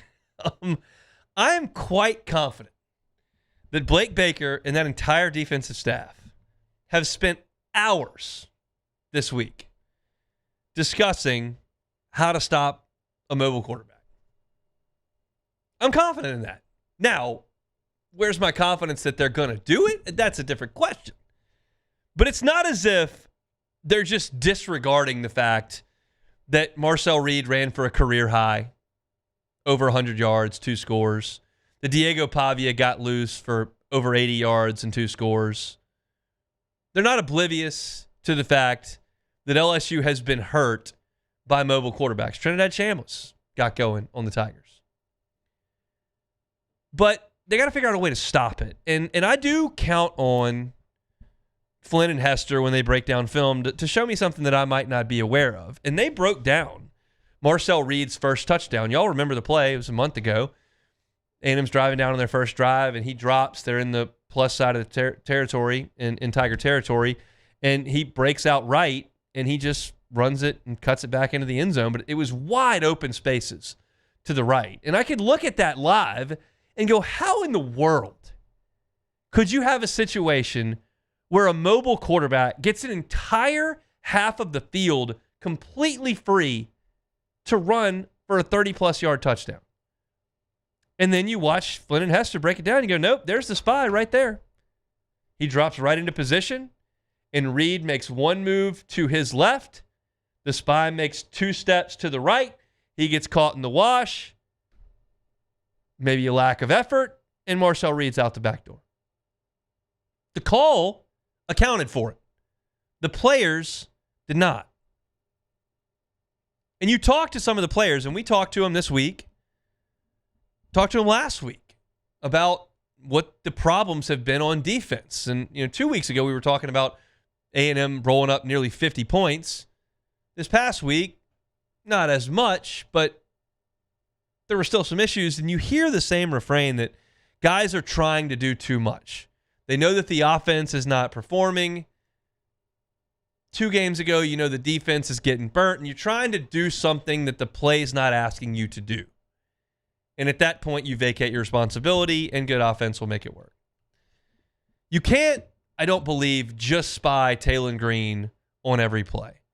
Because if you do that, you are eliminating one player from the play, assuming he sits in the pocket and throws the ball. And Taylon Green throws the ball north of 30 times a game. So if you have a spy on him, that's 30 snaps in the game that you have a player on the field who doesn't affect the play. And you can say, well, he keeps him in the pocket. And I get it. I'm not saying don't spy the quarterback. Of course, you're going to spy the quarterback at times. Of course. And I would absolutely advocate it on 3rd and 8. Please make sure he can't run for 8 yards. But not every play, because Bobby Petrino is going to beat you 11 on 10. He's going to beat you sometimes. So you've got to disguise it, be creative with it, and get it done. But LSU has just struggled with that. And it's something that I think the easiest remedy is probably to relax with your pass rush. Because here's my thing with LSU's pass rush. It hasn't been very good. You're not getting a lot of sacks. You got to Ty Simpson for a strip sack last week. That was awesome. But you're not getting back there consistently and getting sacks. You're not even really pressuring the quarterback that much. When you think about this team, this LSU roster, you've watched every snap.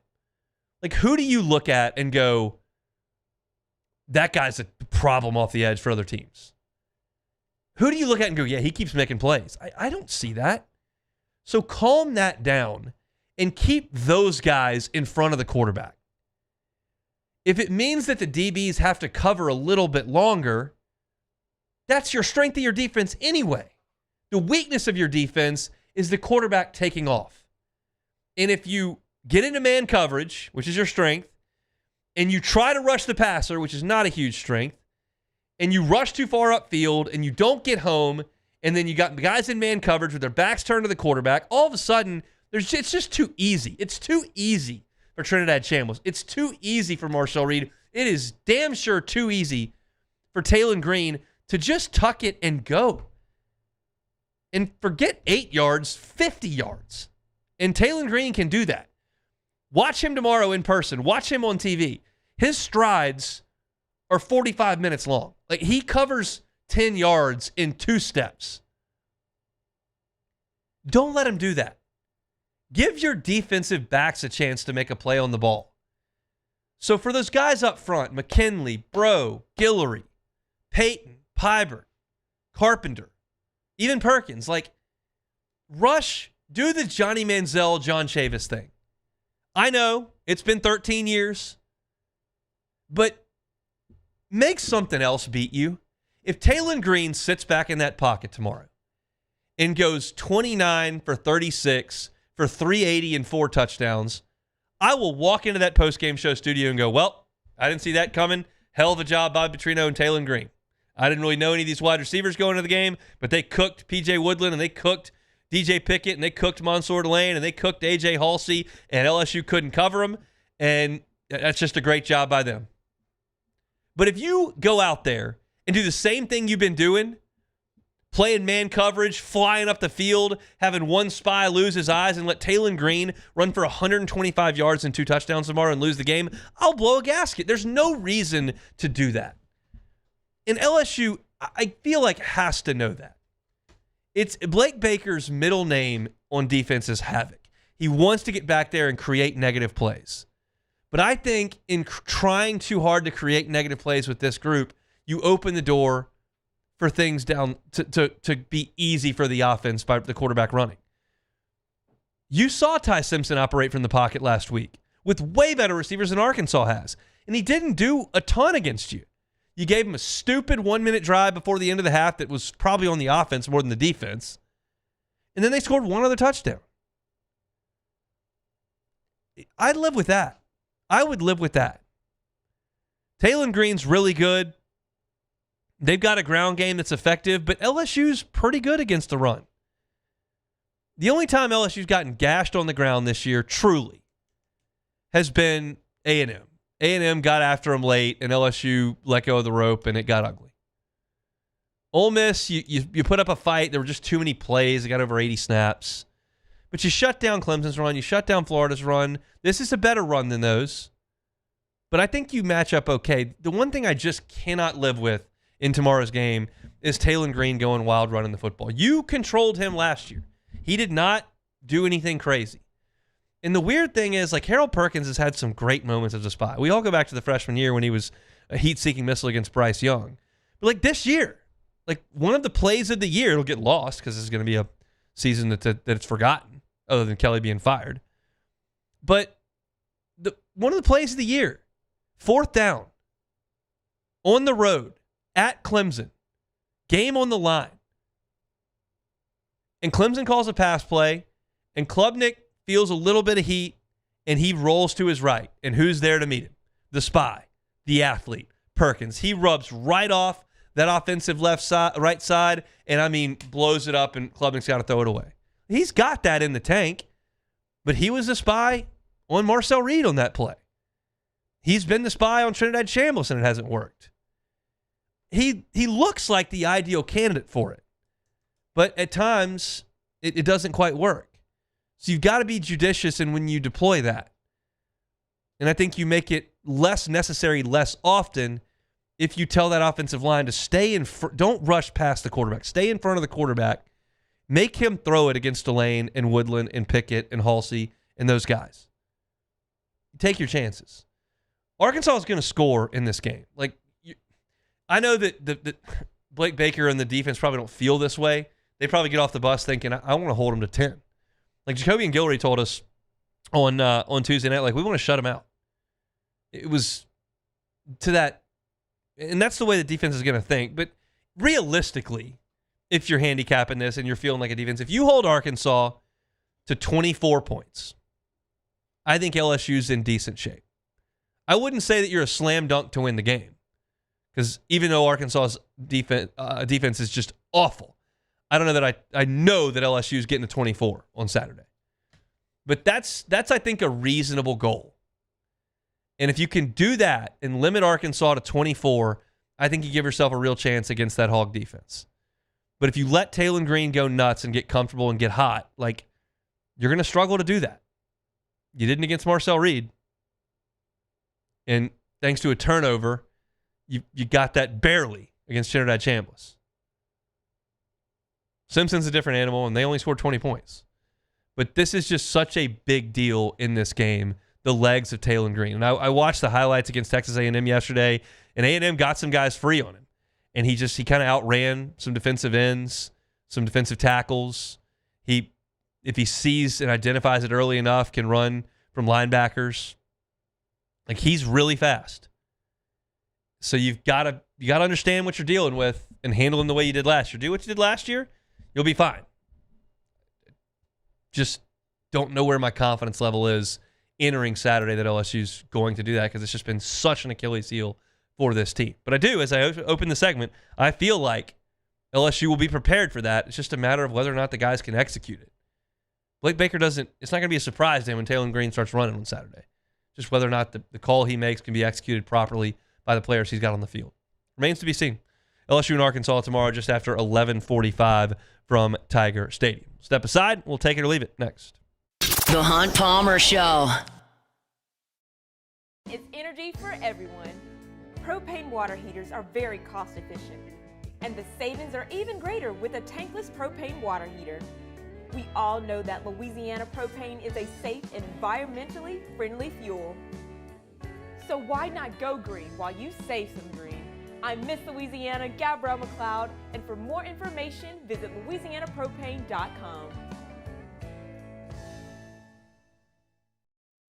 When it comes to pipe fabrication, time is money. And at River Parish Contractors, we make every second count. Our 36,000 square foot shop is ready to take on your projects right now.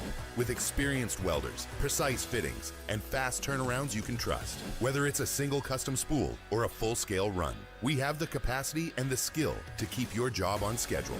Call us or visit rpcontractors.com for your quote. That's rpcontractors.com.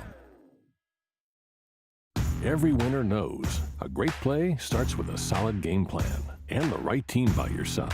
At Sunshine, we're here to keep your operation running strong. From tractors to harvesters, we've got the John Deere equipment you need to tackle every job with confidence. Because when the work's done right, there's more time for the things that matter, like cheering on your favorite team.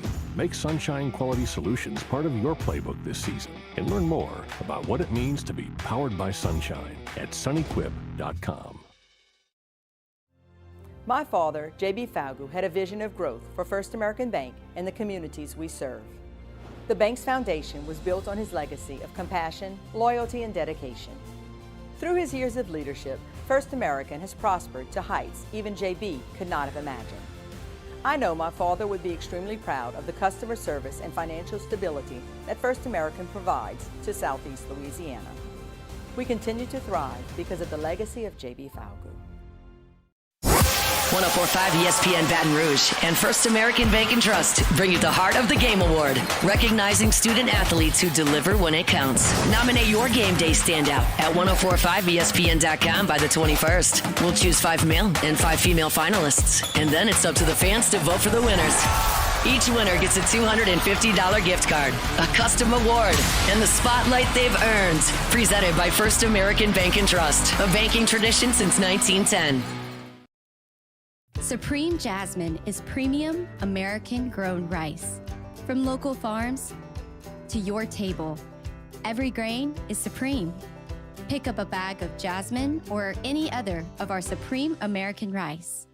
Join us for Friday's AFR live from Don Juan Cigar Bar, presented by Sagamore Spirit Rye. We'll have craft cocktails, someone's winning tickets to the game, and of course a fine premium cigar. Friday's AFR, presented by Sagamore Spirit. Hey, it's Matt Moscona inviting you to join us for Friday's AFR from Don Juan Cigar Bar, presented by Got Lit Light Installers, because everything looks better when it's lit. We'll see you Friday, 3 to 6 from Don Juan Cigar Bar, presented by Got Lit Light Installers. In South Louisiana, you can always count on good people coming together to help our children. At Dreams Come True, we grant wishes for Louisiana children with life-threatening illnesses. But to do this, we need funds. That's why we're trying to raise $100,000 for Dreams Come True by giving away the Blessed Builder School. Make your backyard's dream come true while helping our kids. Just go to dreampoolla.com and you can find out how your $25 donation might help win you a Duplessis pool. Raising Cane's is our victory meal. Football fans are some of the most dedicated fans in sports. It's a fundamental quality we share, and that fuels every single order of our hand-battered chicken fingers. Wherever there's football... You're listening to The Hun Palmer Show, brought to you by Corks, Cajun Fried Fish and Shrimp.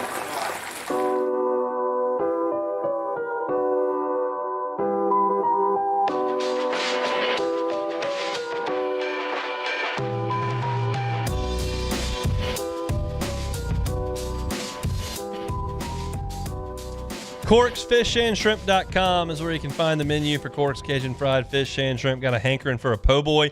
About a jumbo shrimp po' boy, fully dressed. Really hits the spot. Some shoestring fries. We'll do a catfish po' boy for you as well. Delicious stuff over there at Corks. Between Foster and Jefferson on Government. There at CorksFishandShrimp.com. Pete Nichols from On 3 is reporting that Whit Weeks is not expected to play tomorrow. I don't think that's a surprise to anybody. And at this point, you will start to wonder whether or not Whit Weeks has played his last down at LSU.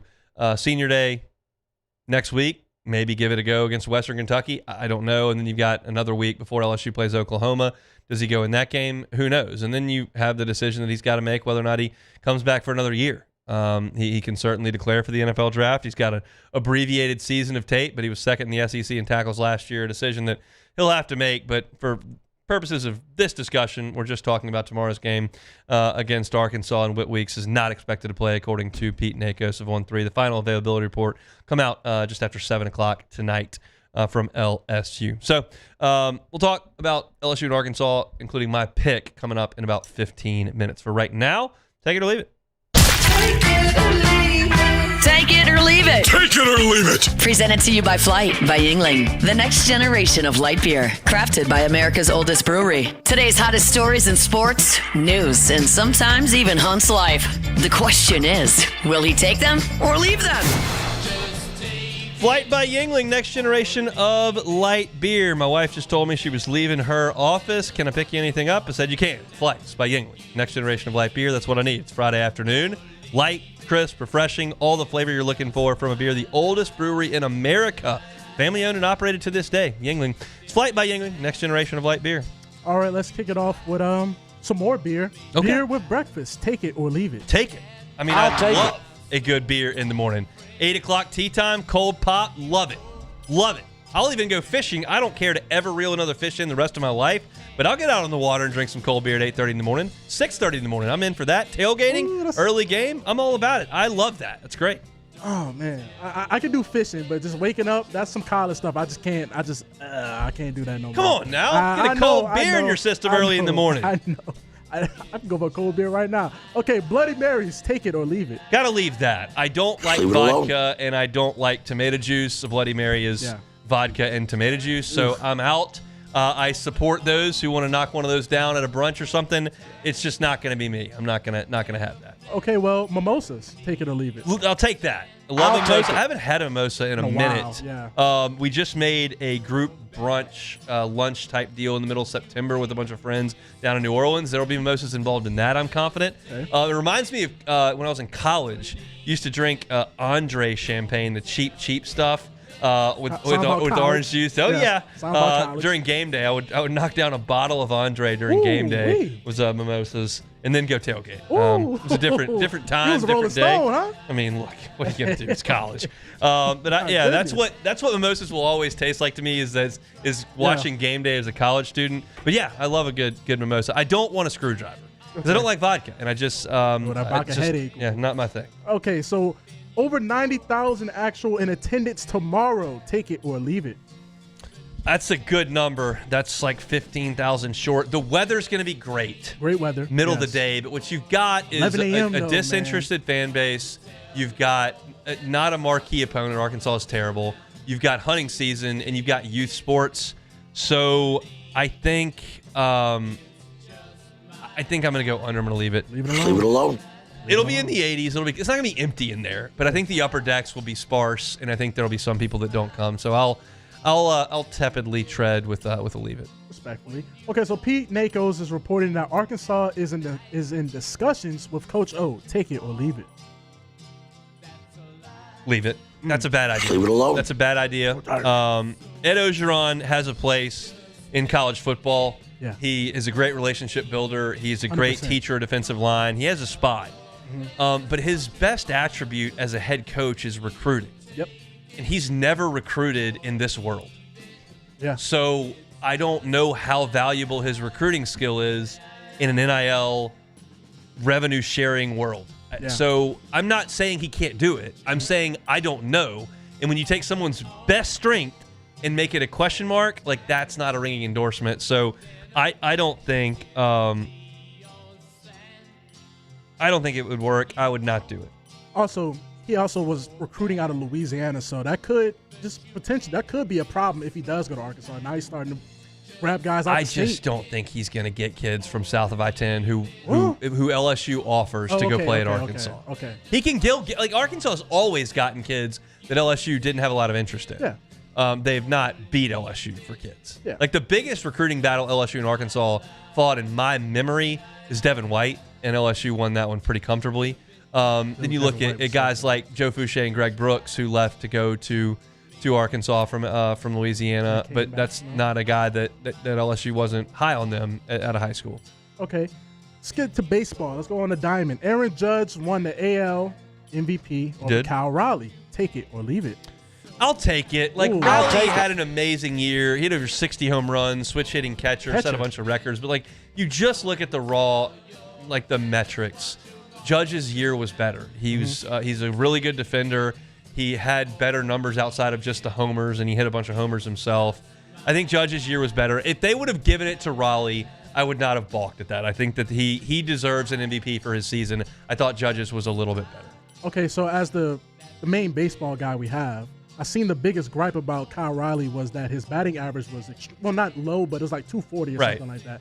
Is that one of the, I guess you could say, it's something they point to? There are a lot of people in baseball that would suggest batting average is a terrible metric to use. Okay. And I would push back on that. I think we have other metrics that are helpful. I'm all about OPS. I'm all about weighted on base average, OPS plus. I'm all about I read that stuff. I look at that stuff when the Cubs make a move. Like, I'm looking at that. But, I still think there's value in batting average. How often do you get a hit, I think, is a reasonable thing, especially when it's over 162 games. If you give me a batting average on a weekend series of SEC play, I don't really care about that because you can flare 2 balls in, and that's not great hitting. You just got fortunate. But over 162, I'll take a batting average as part of the metrics. And, yes, Judge is significantly better than Raleigh in from that perspective. But they look at more like run production, slugging, OPS, that kind of stuff, where Raleigh does catch up toward Judge. But he's not as good as Aaron Judge. So that's why I would give it to the Yankee. All right, let's talk about the game last night. The Patriots have won 8 straight. That's true. Well, Drake may win MVP. Take it or leave it. I think it's possible. Like, I'm going to leave it. I will leave it. Leave it alone. I will leave it. But it's, I know, that's possible. He's playing awesome. And one thing he does as good as anybody in the NFL is throw the deep ball. Like, he is hitting deep balls. And that's game-changing stuff. It's winning stuff. Like, I love it when you can check a ball down against a blitz that's coming to get me 6 yards for a first down. I love it more when you can hit him for a 50-yard score. And he's doing that really, really well. The Patriots, The schedule. I know. Yeah. But if you're looking at this from a Saints perspective, and the Patriots have a way better infrastructure than the Saints, and it's not even close. Without a doubt. But they were really bad for the last couple of years, and they got the quarterback, and now he's in his second year playing well, and they're starting to do some things better with a first-year coach. Like, there is some hope. There is some hope. There's some hope. It's just I don't have a ton. I was trying. I'm trying. Well, look, they have Robert Kraft. Yes. You have Gayle Benson. That's right. Trust me, I just talked about her for 20 minutes. Let's nip it in the bud. Okay, so Shohei Ohtani won his 4th MVP. Good He Lord, did. that's crazy. Second in each league last night. Will he catch Barry Bonds with 7 MVPs? Take it or leave it. I'm going to take it. I'll take it. I mean, the guy, when you look at his last 5 seasons, MVP, second at MVP, and 4th in Cy Young that year, by the way, too. Insane. MVP. Yeah, that's 2 different leagues. Yeah. 2 with the Angels, 2 with the Dodgers. Like, he led the league in homers 2 years ago. He led the league in homers 3 years ago. He hit 55 this past year. He's led the league in runs the last 2 years. He's led the league in OPS 3 years in a row. He's led the league in OPS plus 3 years in a row. Like, he's clearly the most productive hitter easily in the league. Like, it's just, and he pitches. So, like, even if he became the 3rd best hitter in the league, and then he pitched, he's going to win the MVP. So he's 30. He's got to win 3 more. It's a tall order, but like I'm not going to sit here and pick against Ohtani. The guy's a freak. So, Hunt, if you had to say, what is his biggest weakness? You just said all these strengths. Does he have a specific weakness you can point to? And His be like, elbow blew out, and he had to have Tommy John surgery. Yeah. When he can't throw a baseball, it's weak. Okay. When he's upright, it's a disaster for everyone. Okay. So he's human. That's basically his weakness. Yeah. His elbow, his UCL will tear. That's his biggest weakness. Okay. Well, that's it for Take It or Leave It. That's it for Take It or Leave It here on this Friday. Remind you, our Football Fridays, we start 7 o'clock. Jake and Matt, when Jake's not sick. It seems like a rough week in the Hester house. But they're out at Rouse's 7 to 10 on our Football Fridays. 10 to 1 o'clock from Rufino's. It's the guys with live at lunch. They toss to me 1 to 3. And then some Fridays, like this one, Matt's at AFR from Don 1. That's from 3 to 6 on After Further Review. And then we got Catholic High football as long as they're in the playoffs. Okay, get you started with Louisiana Prep Preview, and then there's Catholic High football. So we're live and local from 7 a.m. to 9 p.m. on these Football Fridays. Always my favorite shows of the year to do. So appreciate y'all for making us a big part of your days on these gorgeous fall Fridays like the one today. And then I'll get you caught up on our broadcast schedule tomorrow when we come back from break. I'll also give you my final pick for LSU and Arkansas. We'll close out the week next. The Hunt Palmer Show. Genesis of Baton Rouge. GenesisofBatonRouge.com is the website. They'll give you America's best warranty. It comes with every new purchase there at Genesis of Baton Rouge. Talking about a 100,000-mile, 10-year warranty for the powertrain. New vehicle, bumper-to-bumper warranty, 5 years, 60,000 miles. That's incredible peace of mind when you've got a warranty like that. It's industry-leading. 24/7 roadside assistance. That's 5 years, unlimited miles. Wherever you are, they will come and help you. Got that complimentary scheduled maintenance that can be valet if you want it. Complimentary maintenance. That's right. 3 years over at Genesis of Baton Rouge. So go by and see them. Tell them the Hunt Palmer Show sent you in. And when you make that purchase, maybe it's the GV80, which is my favorite model that they've got over there, you'll understand you're getting America's best warranty and all the peace of mind that comes with us over there at Genesis of Baton Rouge. They're airline at PQ or online, genesisofbatonrouge.com. And roofing. This is Coach Kim Mulkey. Go to parishbuilt.com for all of your roofing needs. From your hometown, parishbuilt.com. When you can't rely on technology, you can rely on Mountain Cold Refreshment. Dave's back on. Coors Light. Choose chill. At Ochsner, we know healing is a team sport. That's why we've partnered with world-renowned orthopedic surgeon Dr. James Andrews to create the Ochsner Andrews Orthopedics and Sports Medicine Institute. Whether you're a professional athlete or a weekend warrior, our team of specialists are dedicated to getting you back in the game. So whatever your reasons are for reaching your personal best, we've only got one. You. Ochsner Andrews Institute. Long live you. At Bayou Automotive, we believe in a sales process that puts you first. We want you to experience an easy purchase with clear pricing and great service. Let Bayou Ford and Bayou Chrysler Dodge Jeep Ram be your trusted partners in finding your perfect vehicle. The crew at Bayou Automotive is going to do right by you.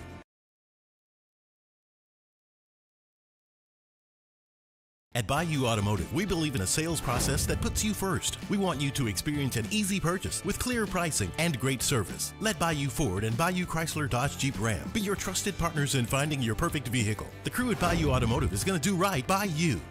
Family owned and community driven. Service Chevrolet Cadillac, a legacy you can trust since 1972.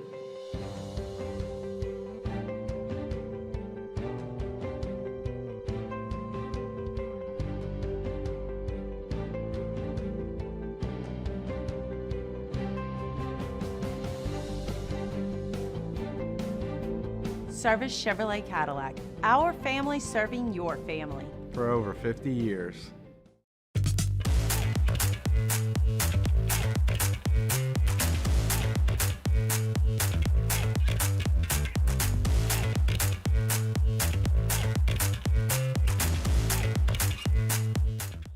At Luba Workers' Comp, our journey began over 30 years ago with a simple belief. Our clients come first. At Luba, our business has always been focused on people, not policies. Through every success and challenge, we've continued to grow because we've stayed true to our values, committed to providing you with genuine dependability. Because your well-being is more than a priority. It's our purpose.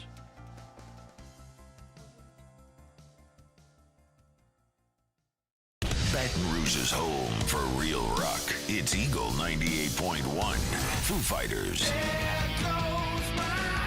Led Zeppelin.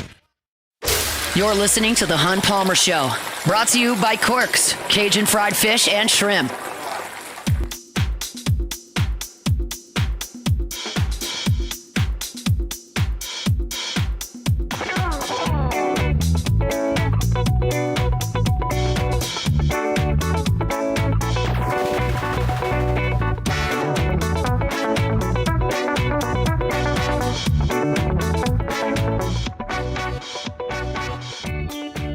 Tomorrow, we're up bright and early under the Guarantee roof. I won't be up quite as early as some of the folks, but fairly early for me. Depends on what the 8-month-old and 4-year-old have in mind. But we'll be up bright and early on Guarantee for Eagle 98.1 Game Day from right here in studio. Charles Hannigan and Matt Musso coming to you starting at 6:45 a.m. They'll be with you for 3 hours until 9:45. They'll hand off to the LSU Sports Radio Network. That is me, Brandon Taylor, Marlon Favorite from on campus. We'll be there for about 100 minutes. Used to be 90. We've stretched things out to about 100 minutes now before the game, so you can tune us in there. You can find us here on Eagle 98.1.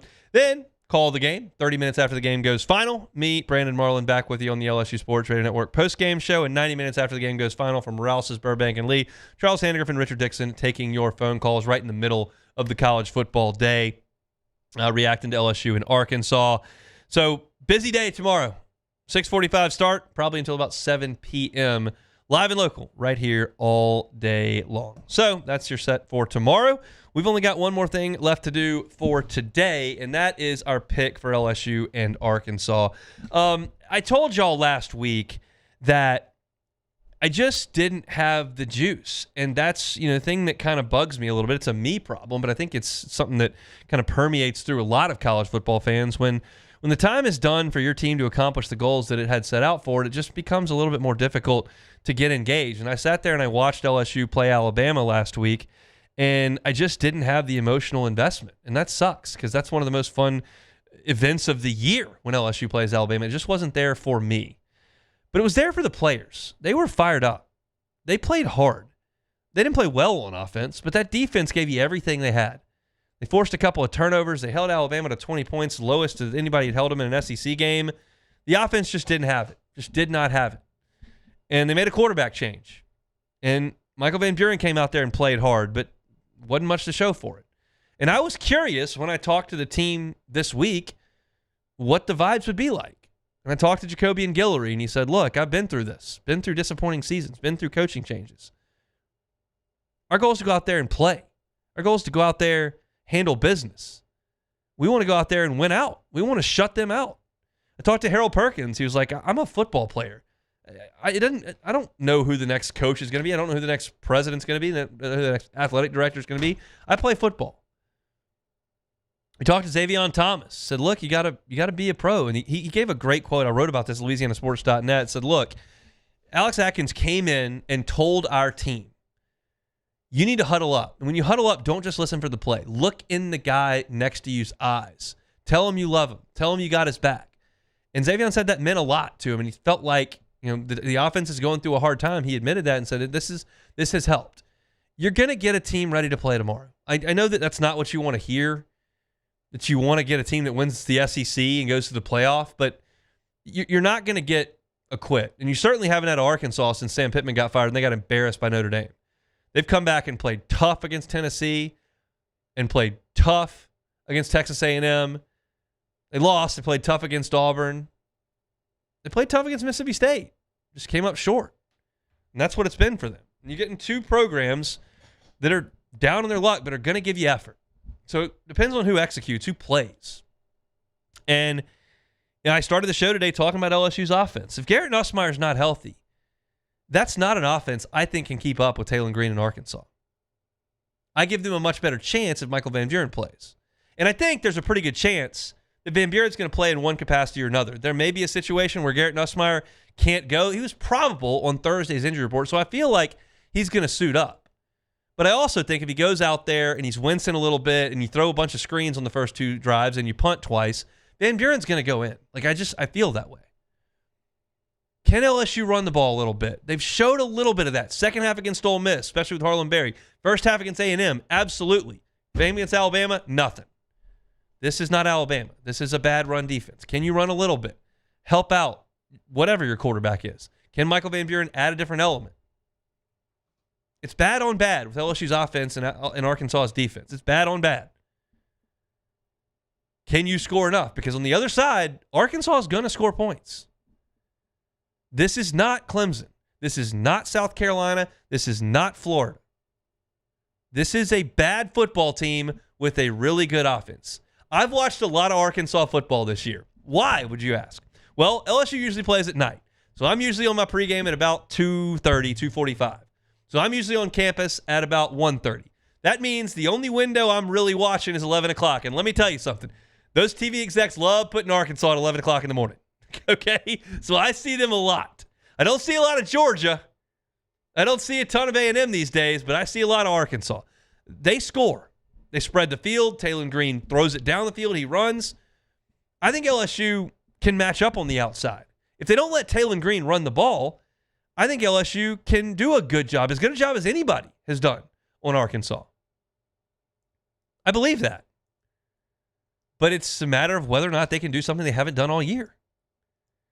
So I think there are intriguing question marks in this game. In an unintriguing game, in a game that doesn't have any real consequences, I think there are intriguing matchups, intriguing things to watch in this game. And for LSU, it comes back down to this. Talked about it last week, gave you all the stats. Then they played the game, and exactly what we talked about happened, where LSU got into the red zone 4 times, missed a field goal, and kicked 3 more, no touchdowns. You're going to drive on Arkansas. You will drive the ball down the field on Arkansas. Touchdown, 31-yard field goal. What is it? Touchdown, 26-yard field goal. What is it? And if I'm Frank Wilson, I'm going to be a little aggressive. I'm not settling for a bunch of field goals. I'm not. I'm going to be a little aggressive. 4th and 3, we may need to go. What do we have to lose here? We're going from the Belt Bowl to the Music City Bowl? I'm not losing a lot of sleep over that. You got to keep up with Arkansas. Score some touchdowns. That's got to happen. And Frank Wilson has twice in his press conference used the term non-negotiable in talking about it. So after all that, here's where I am on this game. I struggle with thinking LSU is going to shut Arkansas down. I think Taylor Green does run. I think LSU struggles to bottle him up. I think he does get the ball down the field some. I think Arkansas moves the ball and scores points. I think Arkansas's defense stinks. And I think LSU is going to move the ball, but I cannot trust this team to score touchdowns. Can't trust them to run it well enough. Can't trust them to score touchdowns in the red zone. Puts too much on the quarterback, and I don't know what quarterback you've got. I cannot, in good faith, pick LSU to do something they have not done all year, which is beat a team that functions on offense. LSU has been awful, wins-loss-wise, with teams that can function on offense. Arkansas is bad. They function on offense. I think Arkansas comes in and beats LSU 31-26. I'm bummed about it. Not nearly as bummed as I was 3 weeks ago when A&M came in here and embarrassed the entire program. But I'm bummed about it. But that's what I think. It would be disingenuous for me to pick something else for LSU in this game other than what I've seen all year. What I've seen all year is a defense that struggled against good offenses, this one, and an offense that hasn't kept up with them. And I don't think they will tomorrow. I really hope I'm wrong. Either way, I'll be talking about it on the postgame show, and you'll find me here in this very chair on Monday afternoon. LSU and Arkansas, 11:45 from Tiger Stadium tomorrow. That's my pick. If you missed any of the show today, including a ridiculous interview that Gayle Benson gave to Jeff Duncan, I talked about that. It's at Hunt on Saints. All my LSU content, Hunt on LSU as well. Excited for Monday. We're going to talk about this game. I'm also going to go watch baseball on Sunday, so I'll have a little baseball talk on Monday as well. And we'll get into a Western Kentucky week. Oh, joy. I'm going to have a good fun this weekend, though. Looking forward to it. Matt's going to drive you home next from Don Juan on After Further View. You'll have a happy and safe weekend. I'll see you Monday for another edition of The Hunt Palmer Show. The Hunt Palmer Show. Propane is a safe and environmentally friendly fuel.